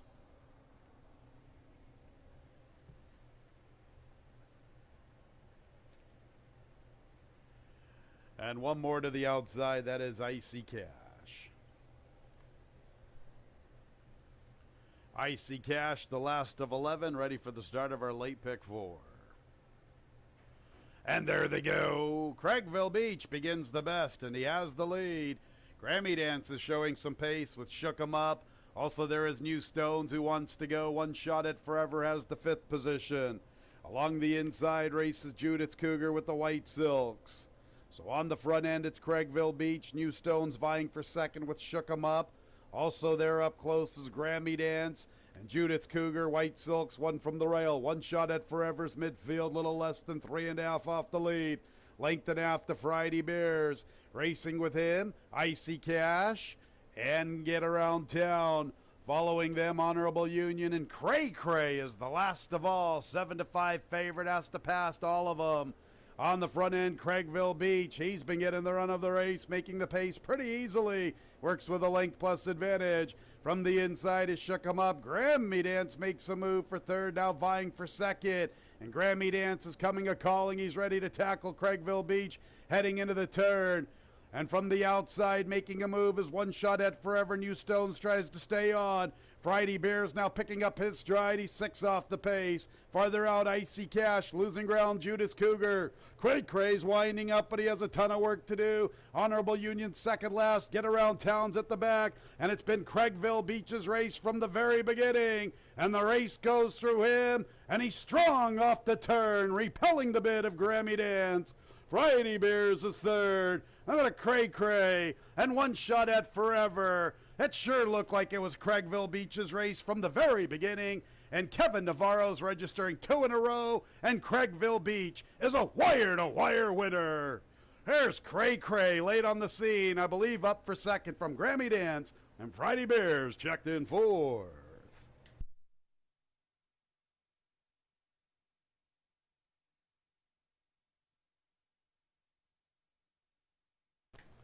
Craigville Beach. He won the start, made the pace easily. Kevin Navarro looked over to his left to see if anybody was going to come tackle him out of the starting gate. Not the case. Soft fractions. Craigville Beach looked like a winner as soon as the starting gate opened up. Wire to wire, Craigville Beach. Photo sign is on the board. Second place, 145 and 6/100ths, that final time.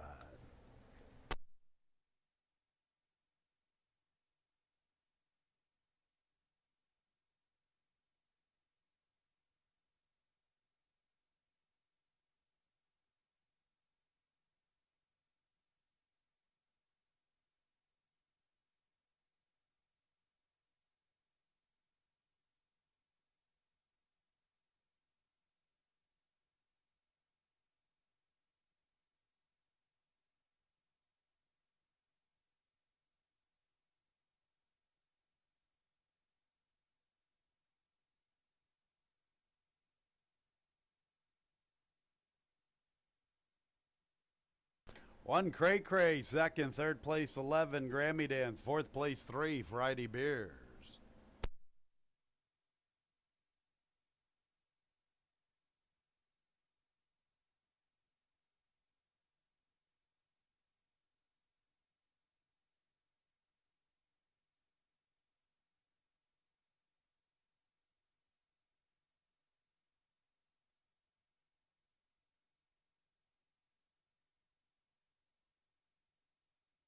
Race 5 is official. 7 1 11 3, the top 4 finishers. Craigville Beach, a 4-year-old Gray-Roan gelding by Big Brown out of the damn Twirly Girl, owned and bred in New York by Patricia Generazio, winning trainer Beth Miller-Zoll, back-to-back for Hands of Stone, Kevin Navarro.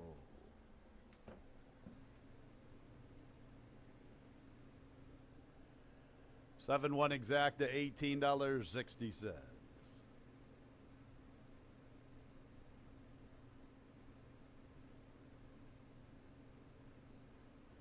7-1-11 trifecta, $34.12. A dollar super, $377.50. 5-7 Navarro double, $58. 4-5-7 pick 3, $29.75.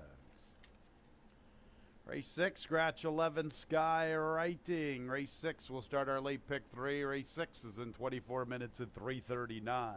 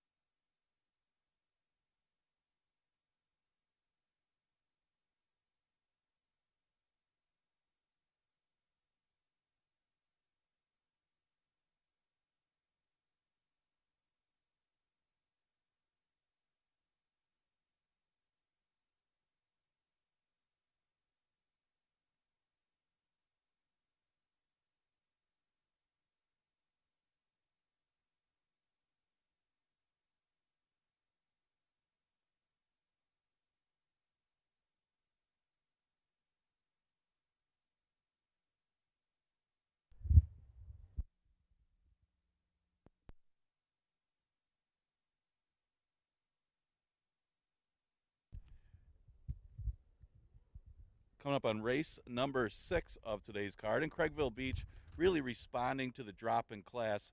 Did have a relatively comfortable pace in that race as well. Didn't get a lot of pressure until the second half of that race from Grammy Dance, and was able to be guided to victory by Kevin Navarro for trainer Beth Miller. Saul, big drop in class certainly benefited that one. So we go to the 6th race, a never won 3 condition that goes the distance of 6 furlongs. Current favorite is all the way on the outside, the 12 Irish Roar, and that's because of the significant drop in class that this one takes. Drops out of an allowance race and has been competitive against allowance horses, just missing against Saratoga Promise and Baseman Dave back on August 3rd. It wasn't horribly beaten last time after chasing, but the significant drop in class is why this horse is getting played right now at odds of 8-5. The 3 Rayo My King, 3 straight second place finishes as he dropped in class last time, but ran into Campi. Campi stretched out and beat allowance horses in his next start. So maybe just catching a tough one when dropping a 5 last time. Well, he tries to break through today, and he's getting some play at 3-1. Was Juan Napal also getting some action at 4-1? He makes a drop from an allowance race too. Most of his races were as a 2-year-old. That was his first start as a 3-year-old. Tough to gauge how good he is, because this is the only the second start against older, but it is at a very reduced level. So he's right now 4-1. You got 7 minutes to post for the 6 exacta, trifecta, superfecta, daily double, and pick 3 starts here. Scratch 11 skywriting.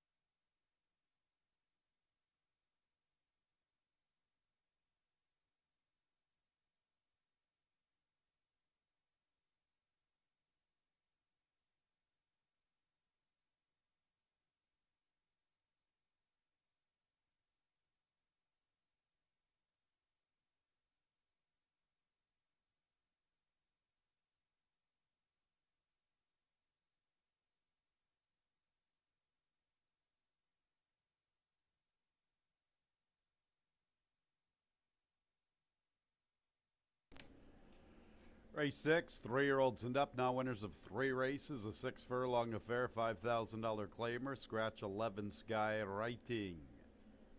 Sky Writing out of the 6, which will start our late pick 3, and post time is in 5 minutes.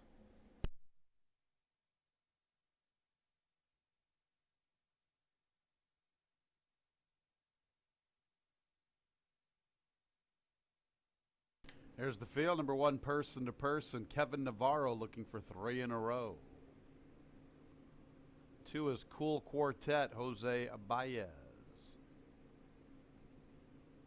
Next will be the 3, Rayo My King, and Emmanuel Di Diego. Current second choice at 5-2. The 4 is Blue Skies Forever with Michael Davila Jr. Next will be the 5, Shanghai Noon, Andy Hernandez.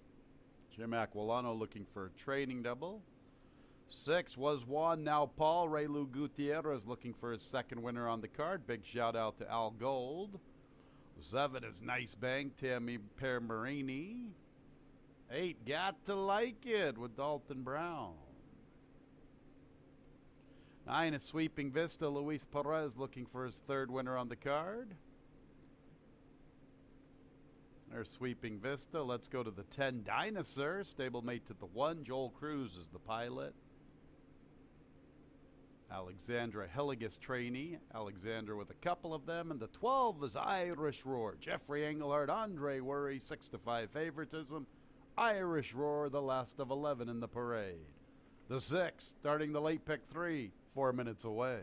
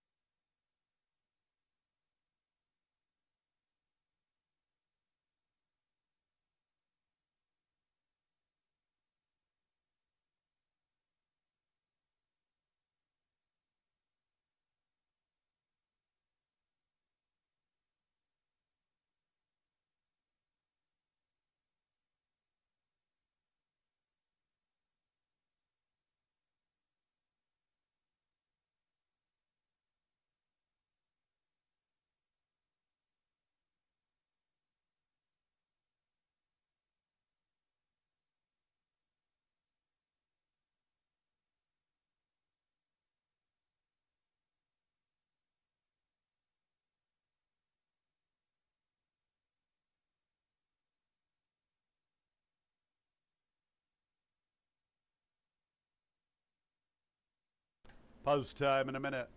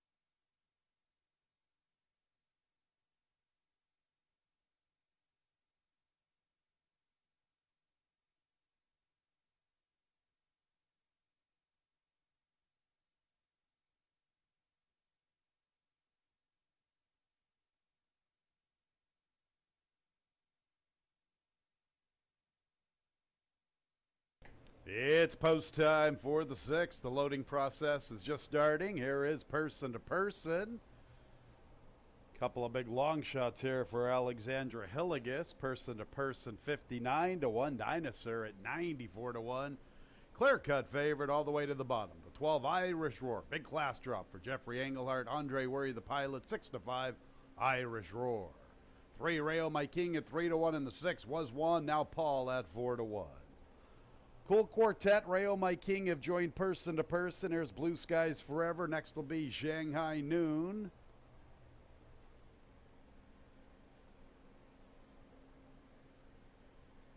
Was 1, now Paul. According to Al Gold.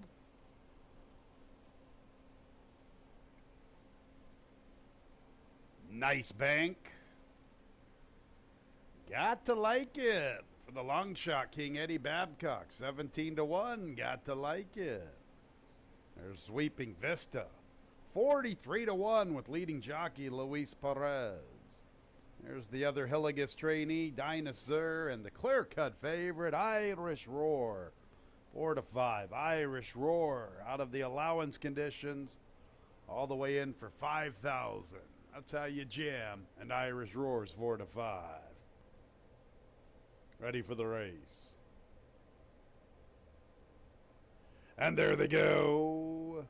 Got to like an Irish Roar showing pace. Also there, Nice Bank, Rayo My King, Shanghai Noon. From the rail is person to person. Cool Quartet, 2-path, Green Silks. Farther out races Dinosaur. He races about a length in front of Was 1, now Paul. Blue Skies Forever, second last. Sweeping Vista is the last of all. Rayo My King and the heavy favorite Irish Roar side by side. 2.5 lengths to Nice Bank, getting a nice tracking trip heading into the turn. From the outside, Got to Like It as 4 to Fine, trying to close in. 3 to Cool Quartet, 7 lengths from the front. And I'm going to Shanghai Noon being pushed on. Was 1, now Paul from the outside. Blue Skies Forever is 4th last. Here's Sweeping Vista now 3rd last, person to person, and stablemate Dinosaur at the back. And Irish Roar has been jammed for success, and he's off the turn, and he's strong. Irish Roar, the leader at the 8th pole. The real race is for the balance. Was 1, now Paul, Got to Like It, and Cool Quartet. But Irish Roar, Jeffrey Engelhardt, how about some peanut butter with that jam? It's Irish Roar. Clearly superior from Cool Quartet. Was 1, now Paul, and Got to Like It.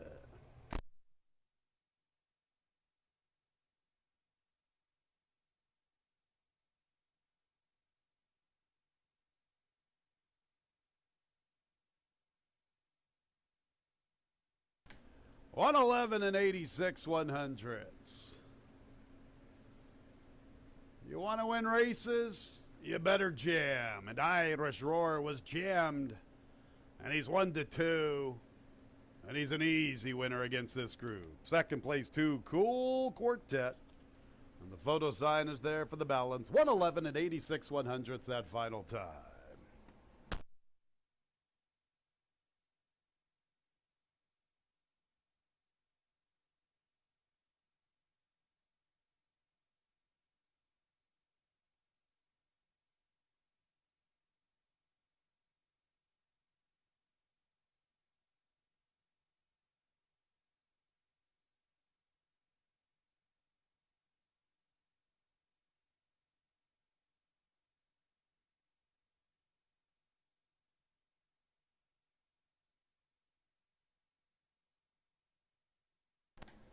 Results of the photo: third place. 6 was 1, now Paul third, and fourth place, number 8, Got to Like It.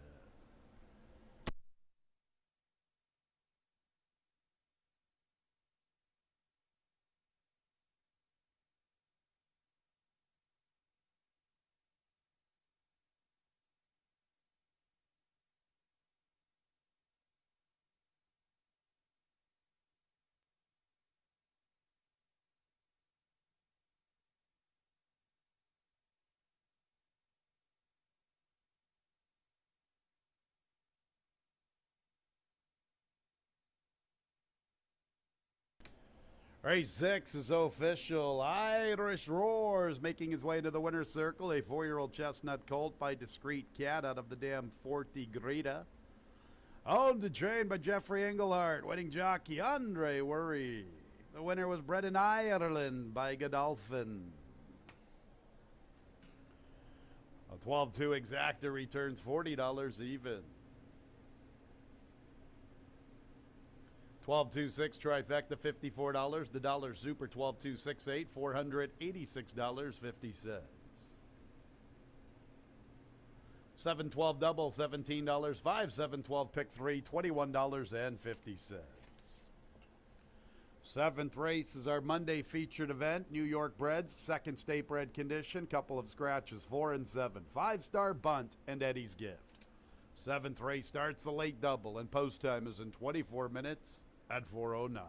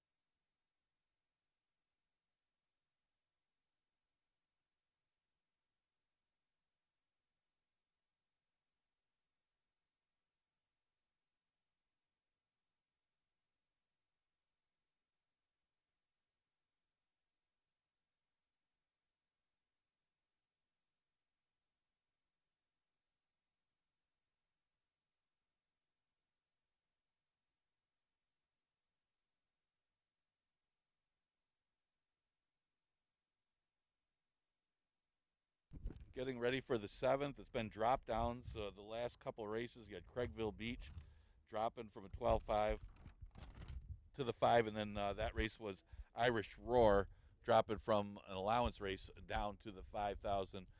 So dropping pops has been the trend the last couple of races. As we go to the 7th, now we have an allowance race, and this is a 2 state bred condition that goes a distance of 5.5 furlongs. Current favorite, no surprise, is the 6 Running with Scissors, looking to make amends for the last race where he just ran flat and finished off the board as a heavy favorite. It's part of an entry that went off pretty close to 1-9 in that race and just simply didn't fire. I think they finished last and second to last, and that happens sometimes in the racing game. And the race before looked pretty good. Ran down Schwabertown going 5.5 furlongs and drew away from that field.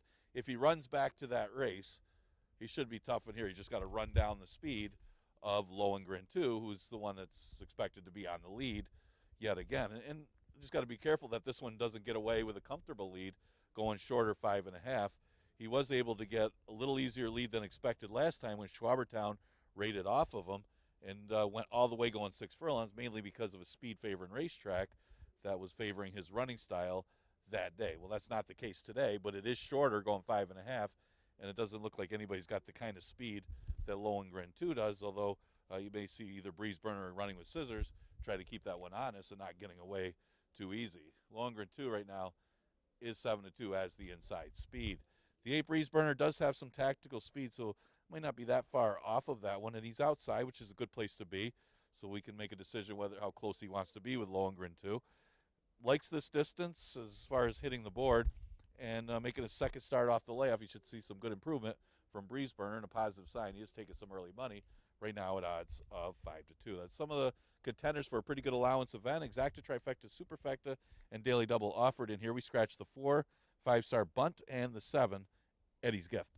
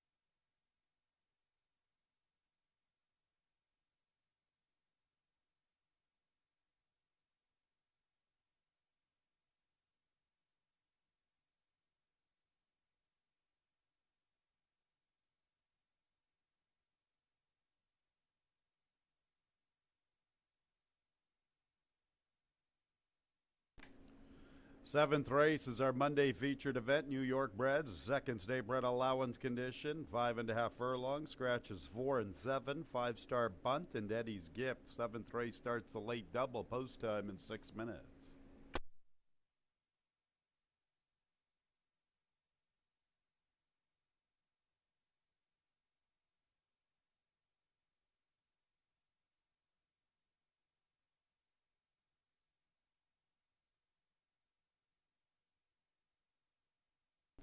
Here's the field. 1 is Lover's Leap, Jose Baez.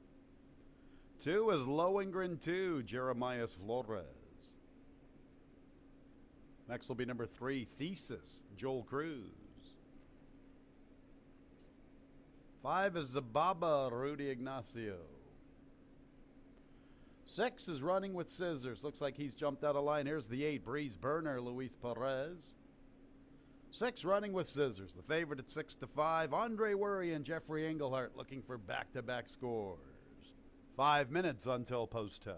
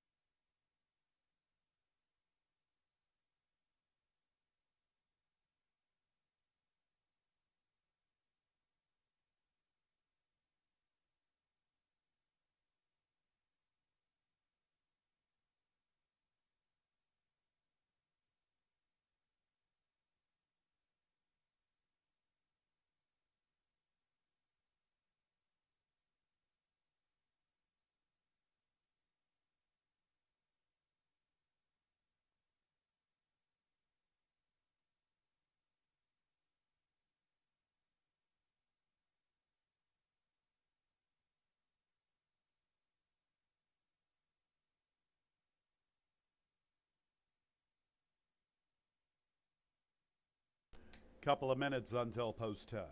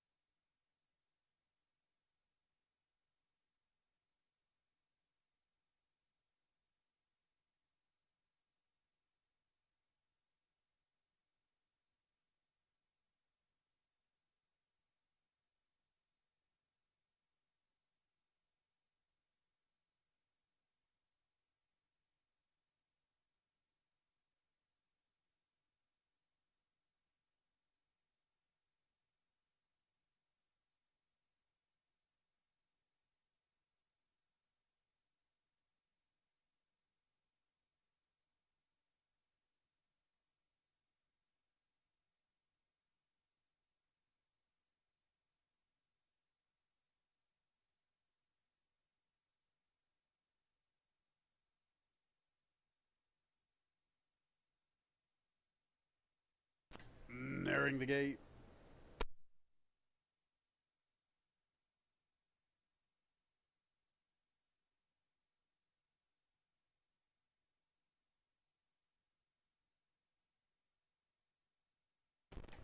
It's post time for the 7th race, our Monday featured event. New York bred, second state bred allowance condition, number 6, Running with Scissors at 6-5. Running with Scissors looking for 2 out of 3 and his 6th career score. Andre Worry and Jeff Engelhart looking for another victory. Just captured the 6th with the short-priced Irish Roar. Lover's Leap is in. Speedy Lohengrin 2's into post position 2. Here's Thesis. Next will be Zababa. And 2 to load. The favorite Running with Scissors and Breeze Burner to the outside. Running with Scissors at even money. Lohengrin 2 at 2-1. Breeze Burner the last of 6.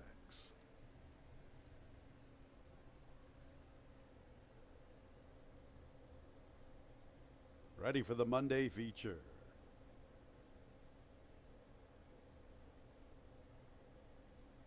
And there they go. Running with Scissors away in last. Speedy Lohengrin 2 is out for the early lead. Zababa's vying for second with Breeze Burner. The favorite Running with Scissors got away to a slow start. Now he's into the 4th spot, 3 lengths off the lead. Thesis is 5 from the front, and Lover's Leap is almost 7 off the pace. So Lohengrin 2 establishes the lead. He's going pretty comfortably for him. He's a very quick individual, and the pace appears to be pretty moderate. He leads 3 parts of a length to Breeze Burner, who stays up close. Running with Scissors will have to overcome the pace and the slow start. Zababa's back to 4th. Thesis is 6 off the lead. And Lover's Leap has a good 12 or 13 to find on Lohengrin 2. And it's Lohengrin 2 with the lead off the turn. And Breeze Burner stays close, trying to stay into the race. Lohengrin 2 under left-handed urging. Breeze Burner still in with a chance. He's trying to catch Lohengrin 2. Lohengrin 2, Breeze Burner, Lohengrin 2. Now we know why 5-star Bunt was a scratch, because Lohengrin 2 was ready to step up for Paul Barrow. Breeze Burner second, then Thesis, and Zababa farther back.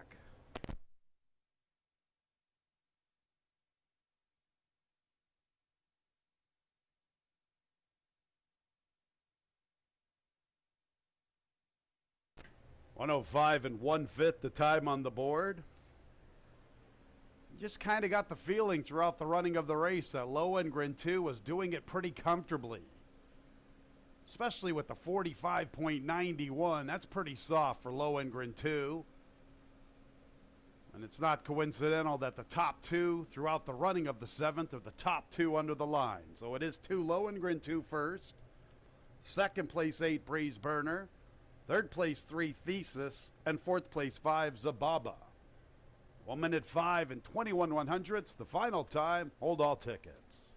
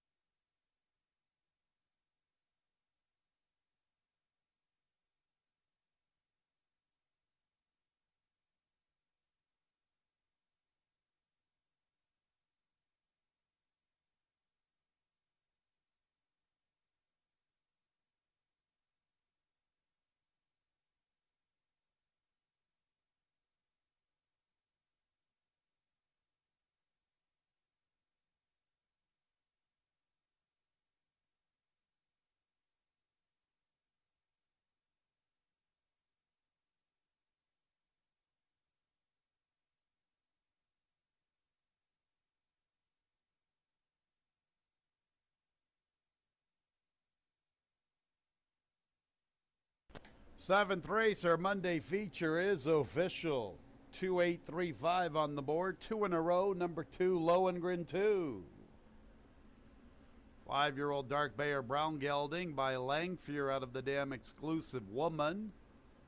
Owned by Old Five Oaks Farm. Winning trainer Paul Barrow. Winning jockey Jeremias Flores. The winner was bred in New York by Barry Ostriger.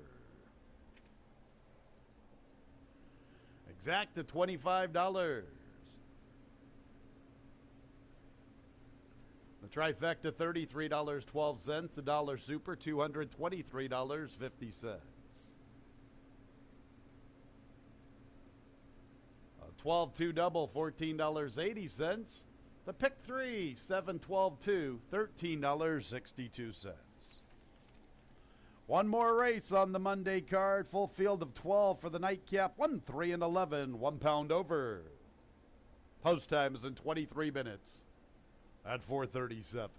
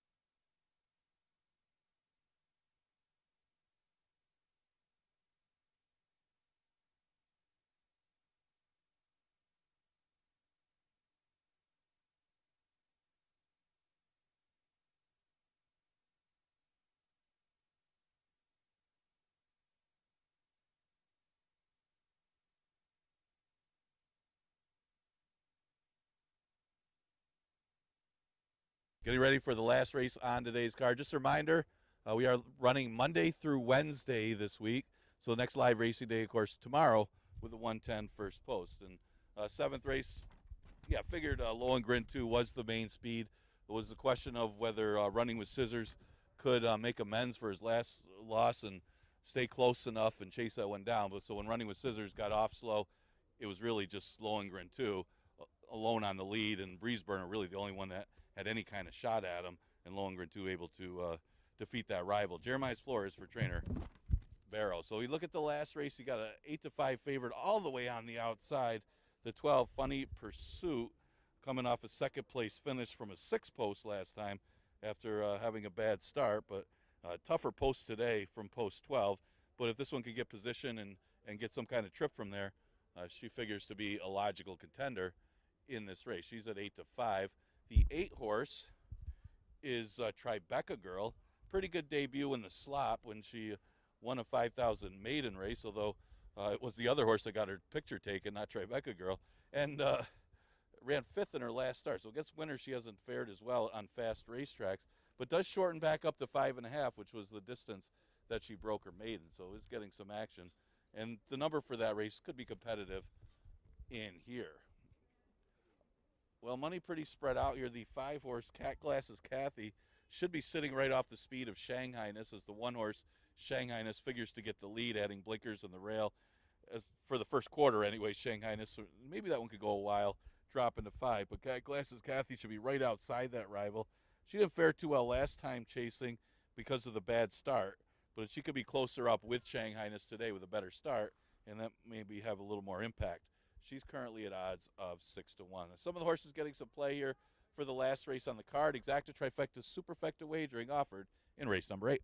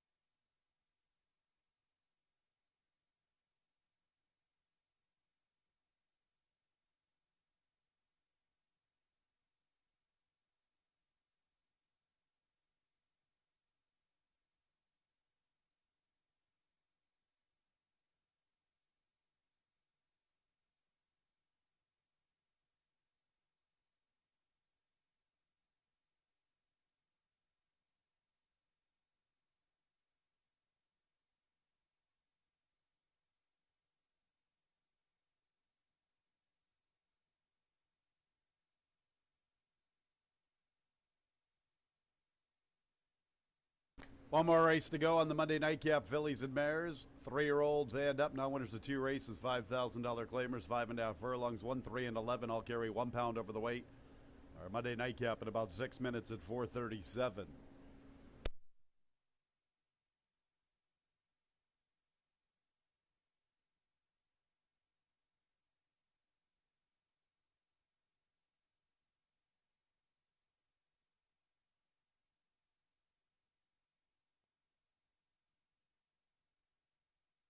Here's the field. Number 1, Shanghai-ness, Jeremiah Flores and Paul Barrow looking to sweep the late double. 2 is Little Nej, Joel Saunier. 3 is Cocodera, Andre Worry looking for his second winner on the card. 4 is Seattle Frost with Jacqueline Falk.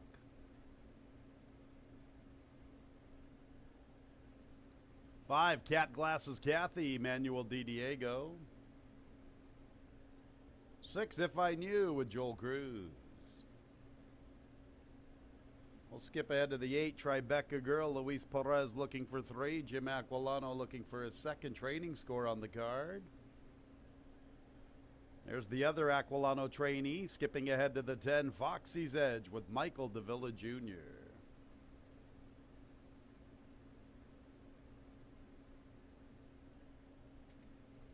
Eleven is Luz Maria, Carlos Camillo. This one's a stablemate to the 6, If I Knew. Favoritism with the 12, Funny Pursuit, Kevin Navarro looking for a riding triple. 7-5, Funny Pursuit.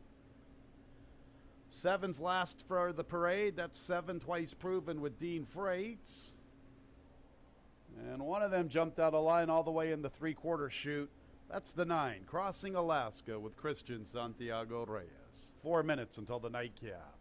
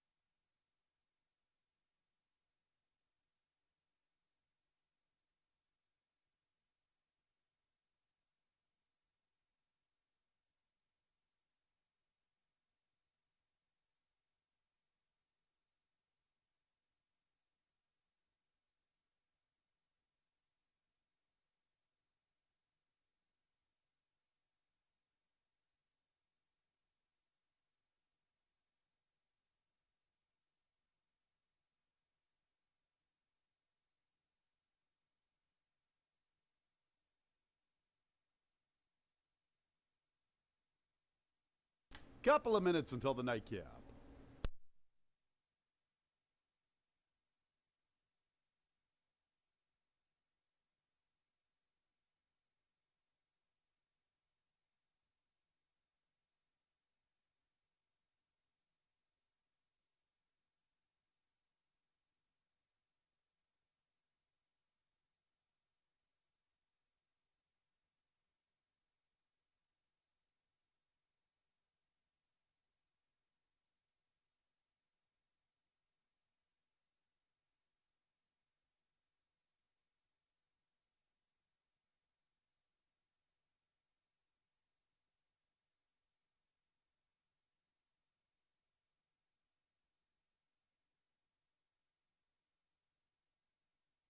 Post time in a minute.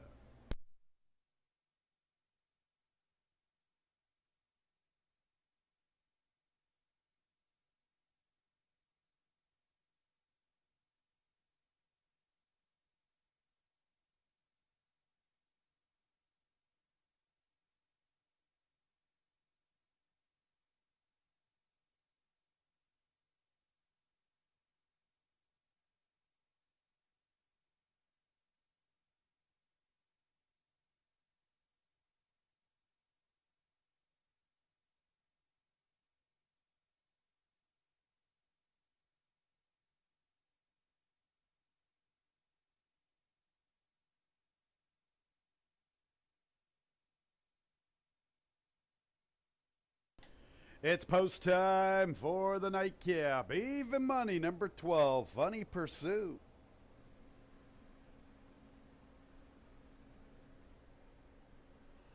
Eight, Tribeca Girl at 5-1. Stablemate Foxy's Edge at 6-1. Back at it again tomorrow with a 110 first post. 3, 4, and 7 are uncovered in our pick 5. They would trigger a pick 5 carryover into the Tuesday card. A little bit better than $18,000. Cat Glasses Kathy is situated. Here's If I Knew. One of 2 for Sugar Rohina. The other Rohina trainee, the 11, Luz Maria. There's Twice Proven. Tribeca Girl. One of 2 for Jim Aquilano. Foxy's Edge, the other Aquilano trainee. There's Crossing Alaska. Foxy's Edge. And 2 to load. Luz Maria and Funny Pursuit.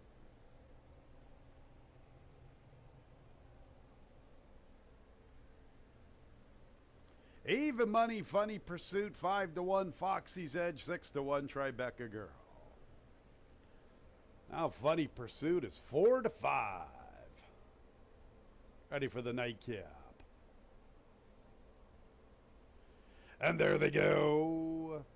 Foxy's Edge and Funny Pursuit are showing pace with Luz Maria. Tribeca Girl. Shanghai-ness wants to go. Twice Proven behind the wall of leaders. Then Cat Glasses Kathy, Crossing Alaska, Little Nedge. Cocodera towards the tail, headed by both Seattle Frost and If I Knew. Shanghai-ness, the quickest of all from the rail. 2 lengths to the Aquilano duo. Tribeca Girl and Foxy's Edge. Funny Pursuit from the extreme outside. Twice Proven from the rail. Luz Maria gives way just a bit. Cat Glasses Kathy is 8 lengths off the lead. Then we go to Crossing Alaska, beginning her move from the outside. Seattle Frost is trying to progress. She has lots of work to do. Let's say 10 off the lead. I'm going to If I Knew, Little Nedge and Cocodera. Shanghai-ness, Tribeca Girl and Foxy's Edge. Crossing Alaska makes a move for 4th from the extreme outside, and she continues to close. Here comes Crossing Alaska to the extreme outside. Crossing Alaska, Tribeca Girl, Shanghai-ness.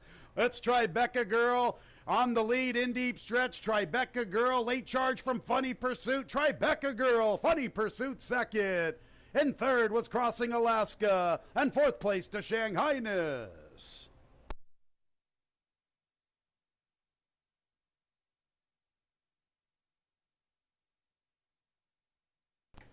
$107 and 61/100ths, the final running time.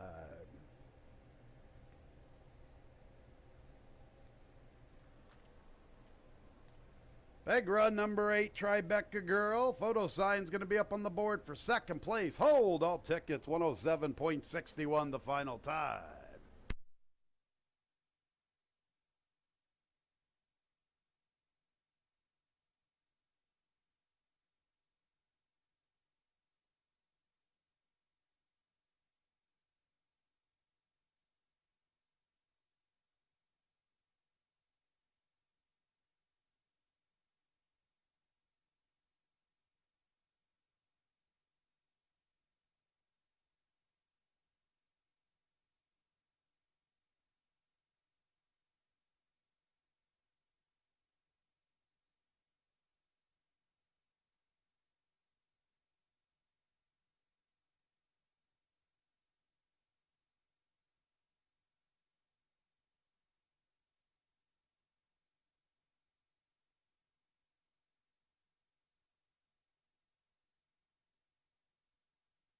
Results of the photo. 2nd place.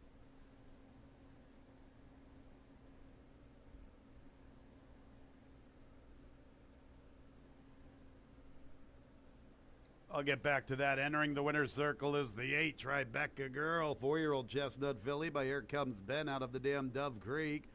A double for Jim Aquilano, owner-trainer. 3 for Luis Perez, New York bred by Diane Boykin. 12, Funny Pursuit, 2nd. 3rd place, 9, Crossing Alaska. 4th place, 1, Shanghai-ness.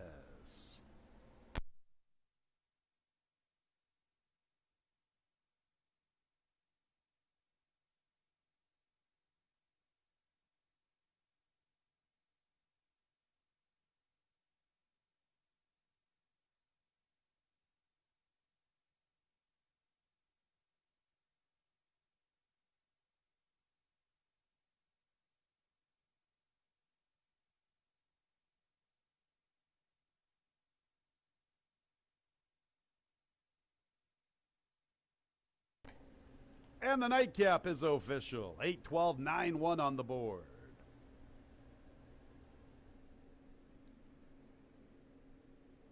Exacta $39.20. The trifecta $69.50. Dollar Super $1,407. 2-8 late double $48. 12-2-8 late pick 3 $23.62. Late pick 4 combinations $114.75. 5 out of 5 in the pick 5, $623.75. All 6 in the 20-cent jackpot pick 6, $822.